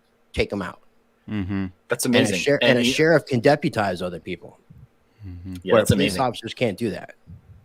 Well, was it Kai it was forever ago. Kai the hatchet guy or whatever, the hitchhiker guy. You remember that guy that? Yeah, I remember you talking about the really nice, weird looking hippie guy. Yeah, that guy. Stoner. It's like a stoner hippie kind of. Yeah, but he didn't. A little bit. He used to. Yeah, he was a little bit off, but I loved his phrase "policy enforcer." So the police are just policy enforcers. Policy enforcers. Yes. Policy. It's police are policy enforcers. Police is spelled the same way, just phonetically. It's the same root, yeah. So I've always say that to police officers too, because if they piss me off, I call them policy enforcers. I'm like, you're not a real law enforcement officer like a sheriff. They don't like that. Yeah, but they definitely don't like that. It's kind of like kids that are getting ready to go into the academy, and they're not allowed to say that they're police, because if they do, they're breaking the law. They're bitches. They're bitches. They're bitches. This quote might come back to haunt us. It might. What is the quote? Police are bitches, ladies and gentlemen. Round of applause for that.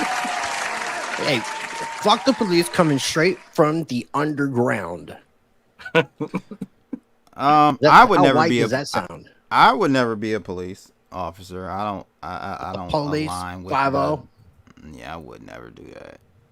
And you have to be a special type of person to be a police officer too. Yeah, I have colleagues that are that I like, again, smoke cigars with. They're special people. I could never be a police officer. Short bus special, or what? I won't go that far. Okay. I won't go that far. I'm just trying to define how special and what kind of special they are. Just indoctrinated. Like unique snowflake special. Indoctrinated. These are the guys that'll tell you like a sheepdog and a wolf look the same. They have the same kinds of jaws and the same hair, and they bark the same. But one is a predator and the other is a protector. They tell you this stuff, right? Mm-hmm. They'll tell you they're a sheepdog. Yep. Yeah, I know the whole bit. And then you got guys like Mr. X that just goes to the fucking extreme. Cops work for the Cabal, and the Cabal traffic children. Well, the cops sure don't get any of that trafficking money. Oh man, that's so crazy, yo. One other thing I want to just mention about this interview, or not interview, chat. I didn't agree with Trump. Conversation. I didn't agree with Trump saying that he would not have had inflation this high under his presidency. Yeah, it was going to happen regardless. It was going to happen regardless because of the policies. Look how much debt we accumulated during his term as president too. It didn't correct, change. And it would have just continued on par, or even I would say on par from what the Bidens did. It just stayed on par because the Federal Reserve. No, it increased. It did increase. You sent. They run themselves, though. They run themselves. They don't have government overreach. Again, you can't audit. You cannot audit the Federal Reserve. Rice, it's okay. They audited themselves, and they're here to tell you that they've done nothing wrong, and you should just trust the numbers. It's okay. Sure. And that goes for all the people who are eating the processed food that went to public school and got fed propaganda and are watching all the different propaganda shows that are out there. 100%. But for those people who think, those people actually use critical thinking. The other thing that I really did appreciate that Donald Trump said, and I'll give two critiques. One, I wish that, because he's kind of made mentions of like the Republic, the Republic of the United States, which would be your de jure government that a lot of people and myself believe has been taken over by the federal government in a de facto way. Oh yeah, he talked about the Department of Education. Did you hear that part? That's why I want to get into that. So that's where I'm leading to. That. Now I really wish that he would talk more about that. If there's some seriousness about technically returning this nation back to that republic status versus this democratic republic that the federal government has had this takeover since the Civil War. And then the other thing that I had to shout out with in combination with that is the fact that he is a big proponent of states' rights, which is how it's supposed to be. The states are supposed to govern themselves. They're not supposed to be dictated by the federal government. So the Roe versus Wade argument, because that parallels with the education thing, because he says he wants to get rid of the Department of Education and put it back in the hands of the states. Get rid of federal education and bring it to a state level education. Everything should be brought back down to state and local levels. And I tell people, if you don't like what your state and your local area is doing, it's a lot you can move, but it's a lot easier to impact change and make change on a local and state level than it is on a national stage. True. So people can actually make that change. And like he said, there would be more there's more responsibility put on the state now that the state knows that it's under their purview. They're going to act more accordingly. They're going to be less frivolous with those federal dollars, because now they don't get that. It's coming from their own pot. And so I did agree with that part that Trump's brought up. Bring that shit back to the states. Let the states handle education. We're at the bottom rung of your top 40 countries. I think we're 38 or 40. I think it's like 38, somewhere at the lower thirds. Horrible. Absolutely horrible. Yeah, I don't know. The Department of Education, there's no way that the current state of education can even continue in the next 5 years. You go to any public school and ask what their current AI work policy is, they don't have one. Even after a year and a half of this stuff being a commercial consumer product, they don't have policies regarding AI. Or if they do, their policies are so toothless that when you look at it, it's like, okay, what does that mean for a kid going through your program? What does that mean for young adults going through high school, secondary education through your program? People that actually need to exist in a world where AI is doing so much just a year or two after this. They don't know. Like, Dang, Renelle looks fine. Girl, you look good. She is a beautiful lady. You are. Oh, you met her. You said, right? I'm sure. Yeah, it was her and Tommy. Tommy's her husband. That gave me the scarf. Hey, Tommy. Hey, I can't see a ring in that avatar, so you gotta forgive me. Round of applause. My bad. Tommy's definitely good with guns. Tommy from the 5th floor. My bad. Do you know what kind of people that John McAfee surrounds himself with? Oh, I'm reckless with the guns. I'm not good. I'm just reckless. That's good. That's good. Hashtag goals. Oh man. Yeah. Sorry to cut you off, Rice. A side note I was going to say is if people really look into like the history of the Department of Education, you can see that there's a lot to do with John D. Rockefeller. Oh, so yeah, and that has to do with when I talk about our propaganda. Yeah, because I think he said if like in some quotes, like if I can change, so it's something about paraphrasing, changing the way that people think. He could change the way a nation thinks. Yeah, well, I think also he was pretty straightforward about preparing a worker class, preparing the proletariat to go into a post-industrial world as good, obedient, loyal workers. Right. So you want to talk about propaganda? The fucking Department of Education, one of the biggest proponents to getting it started and running it was John D. Rockefeller. So that doesn't say anything about our fucking government. That should fucking say something to you. Yeah. Yeah. Yeah, I agree. I mean, it also, it's also one of those things where like there's so many programs that have rolled out in this nation's history that either didn't come from appointed people and that aren't run by appointed people today. Right. I think so. Rice, like you're saying, John D. Rockefeller, what was his public office that gave him the right to set up and have such influence over education? Guys like Bill Gates, who gave him the right to influence public policy related to health the way that he has. And then further still, the Fed, right? We've been talking about it the whole time, the Fed, who elected them, who really runs them, who even fucking owns them. Like who's the full ownership board? What's the cap table of the Fed? They're owned by other banks, and that's the thing. Like you have to be a I'm challenging you. Give me a line by line cap table. Of the Fed. That's the thing. That information is not publicly available. Just like there's probably 2 fucking balance sheets. If you want to pull up on screen, this was my after effect of when I watched after I got done watching, listening to that thing. This was my post. What is this gibberish? So I wasted I feel like I wasted my time listening to that whole entire thing. It was too long. It was too drawn out. And the more that Trump speaks, the less the worse he's making it for himself. But Rice, you giving them the benefit of the doubt. Elon should fucking stick to doing what he does best, which he's is horrible. Not interviewing, not even having a conversation. Okay? Round of applause for that, bro. Dude, I was going. You beat me to it, bro. Like I was actually gonna start the whole stream off with that. Like, God damn, look here, Elon. You're a smart individual. Might be an alien. Done all these things. Do your rockets. Do the electric cars. Leave this shit to us. Leave this to us. Hire us. I don't know. He's Elon Musk is pretty good about having opinions about blockchains, though. I mean, after I think all of 2 months of understanding what Dogecoin is, blockchain? He wanted proof of stake. No, they didn't. There was no conversation about crypto at all. That was also something very disappointing. I wasn't disappointed to me. They're more. Go ahead. No, just considering it's on an app where if rumor is true, they're building crypto payments into X. You think that a guy who's doing that on that platform might want to talk to the future policymaker about crypto? Maybe a little bit.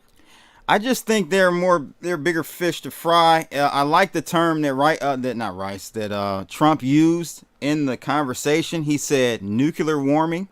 He feels like that's the top issue that we need to worry about. Other countries getting into nuclear warfare. I kind of agree with him. I don't think we're putting any. I think even Elon said it as well. We're not putting enough weight on what's going on in Ukraine and Russia, what's going on in Iran and in Israel.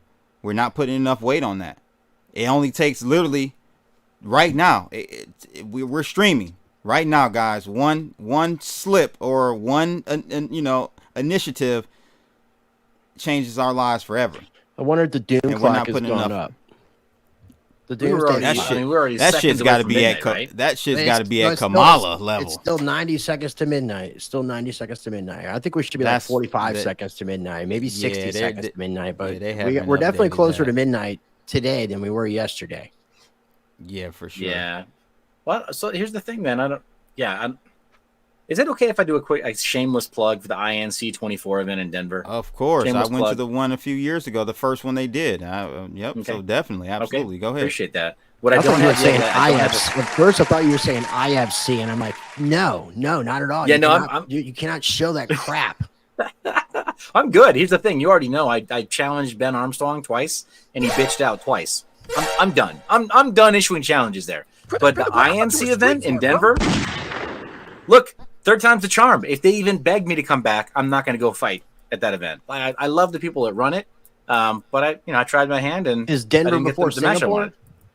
Denver is the same time as Singapore. It's September 17th through 19th.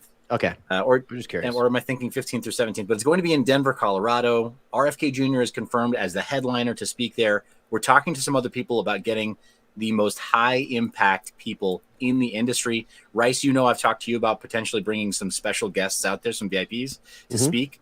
And from my part, I would love to see this panel right here speak there. I think I'm confirmed from my business partners that I have to be in Singapore for some of the work that we do on the venture capital side of the crypto industry.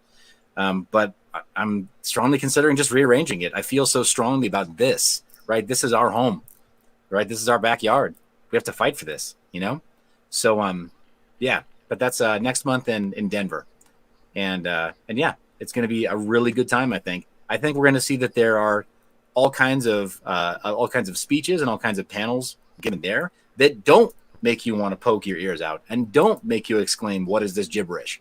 But make you actually feel a little more enlightened and a little more like we're coming up with solutions to the problems here in the United States and not just talking about the same old shit over and over again that doesn't really fix our problems. So I'm excited about that. You can find out more about it at inc24.us. So inc24.United States.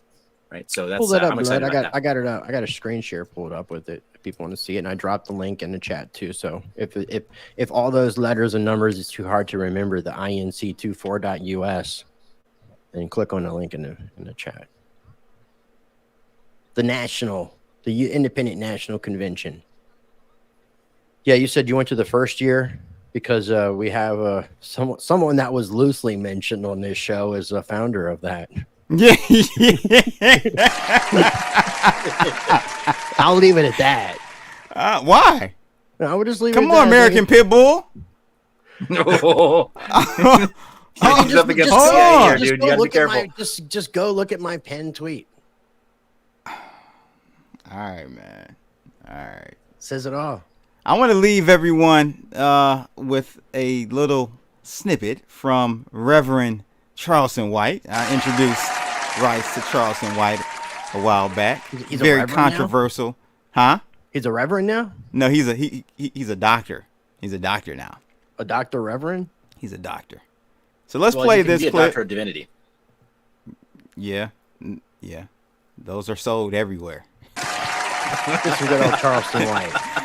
All right, let's play this. And now, this is kind of where I stand with you people out there that's voting for Democrats. Stop it. I'm talking about you black folks. Stop it right now. Stop. Just stop. Just stop. Got to turn it up. All right, 1 second. That's as high as it goes, my friend. I can't hear it. It's not passing. You can't hear anything? No, maybe you guys can't hear anything? What about your computer volume? Okay, hold on. Let's do this. I'm gonna stop sharing, and I'm gonna reshare. I mean, I could hear something. It was just really low. Nah, it probably wasn't sharing the audio. Try now. But what they about still now? got him. I can say, hear it. Vote or die, y'all. Did he push the whole campaign? You want to put it back to the beginning? So every 8 years, they're going to get a bunch of rapper celebrities and stand with them, and we don't ever see it again. Why won't they go stand with Ice Cube? Trump did. Think about that, man. Why won't Kamala and them go look at what Ice Cube put down? Biden wouldn't look at it. No Democratic looked at it. Trump went and peeked at it. Yeah. And Ice Cube got a lot of flack from black people because he let Trump look at it. You're supposed to let both of them look at it and see who can do what. Why are we stuck on one side? Why do we only look at one side of the coin? Why don't we ever look at both sides of the coin and try to make a decision? Why do we blindly vote Democrat? Have you ever asked yourself that? Why? And Democrats have never done nothing for black people ever in the history of America. Zero. Other than giving them government entitlements. So let me just say this. The Democratic and the Liberal Party is our slave plantation because that's where we come from as slaves. And that's facts. So you got some people say, well, the party switched during Lyndon B. Johnson. No. The Democrats became very clever during Nixon's Southern strategy. It was called Nixon's Southern strategy, not LBJ. LBJ was the one that came along and said, I'm going to have these voting Democrat for the next 200 years. It's only been 50 years. So we got another 150 years before we change our voting pattern by way of L.B. Johnson, the Democratic president. And he called us, he said it. Thank you, LBJ. Look, I keep trying. I always forget this guy's name. I don't think it was Dick Gregory, but it could have been. But back in the 60s, there was a black guy that ran for president that actually won. Are you aware of this? And was it Dick Gregory? That's some Mandela effect stuff right there, my friend. No. Won what? Presidents, the United States? One, and I don't know if it was popular vote in the election. It was something back in the late 60s. Somebody can tell me for sure. What do you know? It might have been Dick Gregory. Riddle me this. Rice is teaching me some black history today, ladies and gentlemen. Do you know who Dick Gregory is? Of course. Okay, so yeah, if anybody is watching this and knows what the hell I'm talking about, please help me out here. Because I was trying to look up information, but there was a black guy that ran for president that apparently, is this it? Yeah, Gregory ran for president in 1968 U.S. presidential election as a write-in candidate of the Freedom and Peace Party, which had broken off from the Peace and Freedom Party. He garnered 49,097 votes, including one from Hunter S. Thompson. But there's more to this. There's more to this, and I think he actually, in some sort of, whether it was popular vote or just certain states, but they basically wanted to like take this thing out of fucking history. Had to be the liberals, the left. Yeah, so they're revisionists.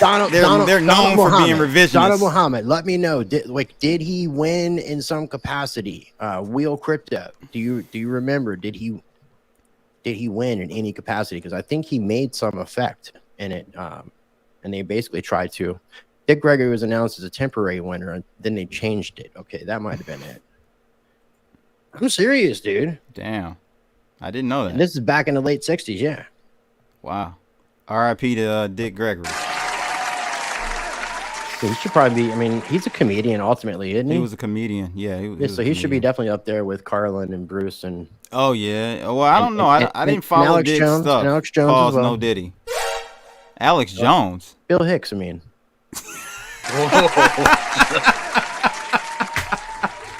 Are you still on that, bro? Like, come on. I'm still on it, yeah. Oh, man. All right. Well, I guess that's it. Okay, let me ask you guys. You got anything, final words on the interview or conversation or chat that we watched? Seth? No, I mean, for me, it's kind of same as before. A lot of it was popcorn, and you know, I still have my doubts about whether or not we're being told the official story. I'll just go back to summarize what I said before. My take is now what Trump just did was he validated an official story, a version of the official story, so that people will just stop asking questions. He told the whole story by the fireside.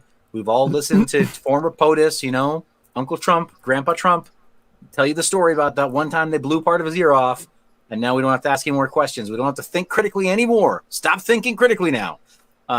I still have my doubts about what we actually saw, and I still think that Trump, they are trying to put some fear into him, and I don't think they're done yet. I think they're going to keep trying, whoever they are. And yeah, I don't have a whole lot of hope in a red versus blue scenario, in a left wing, right wing, same bird issue.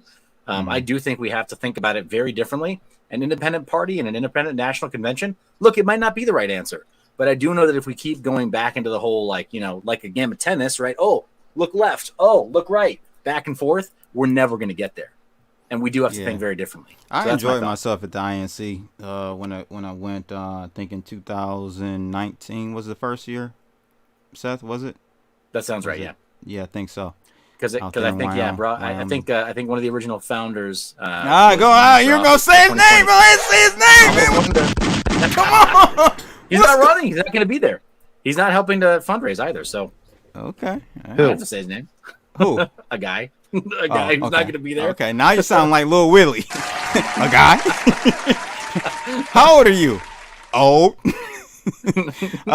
Rice. Thoughts? Don't trust politicians or actors. That's my final thoughts. Just don't trust politicians. Don't trust actors. All right. Well, THC said no difference between a Trump rally and the Klan rally. I had to disagree because I have seen plenty of black people at a Trump rally. And I have to say, I've never been to a Klan rally, but I don't think very many black people show up to a Klan rally. Or at least that's the case. Ice Cube might. He might. He has integrity. If that's the case, THC, I'm Clayton Bigsby. We out of here, people. Have a good day. Smash that like, button. Share, and subscribe. That's right. We out of here. Peace. Holla.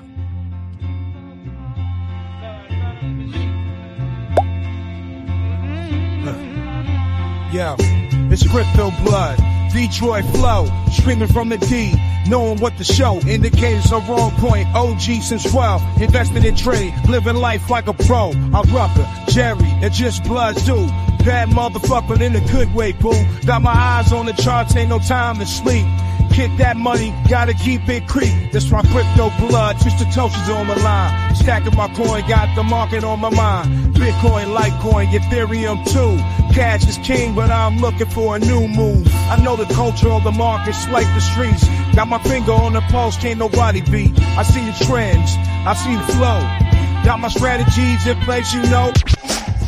Yo, it's MineYourBiz on the mic, coming through the mist, talking crypto and privacy things you can't dismiss. YouTube's wild jungle, I'm the lion, can't resist. Guiding through the blockchain, teaching about the risk. Mind your biz, don't miss. Eeny, mighty biz, we on the privacy blitz. Except in the mix, dropping knowledge with no tricks. YouTube to the wallet, keep it tight, no links. Click clack, I hack the facts, that's how I attack. From Bitcoin to Monero, stacking privacy back. YouTube's got eyes, but I'm the cloak in disguise. NYB on the rise, educating the wise. Mind your biz, don't miss. Eeny, mighty biz, we on the privacy blitz. Except in the mix, dropping knowledge with no tricks. YouTube to the wallet, keep it tight, no links.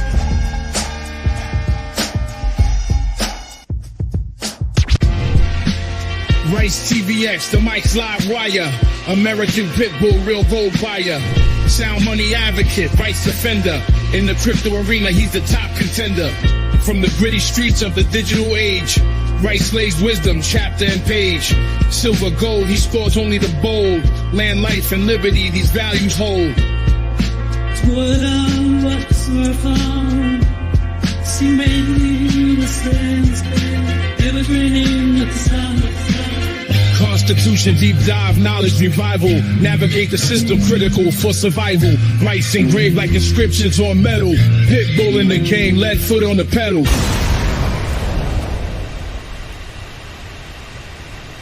Fuck it. Do it live. I'll write it and we'll do it live. Okay. Ready? Fucking thing sucks. We'll do it live. Okay.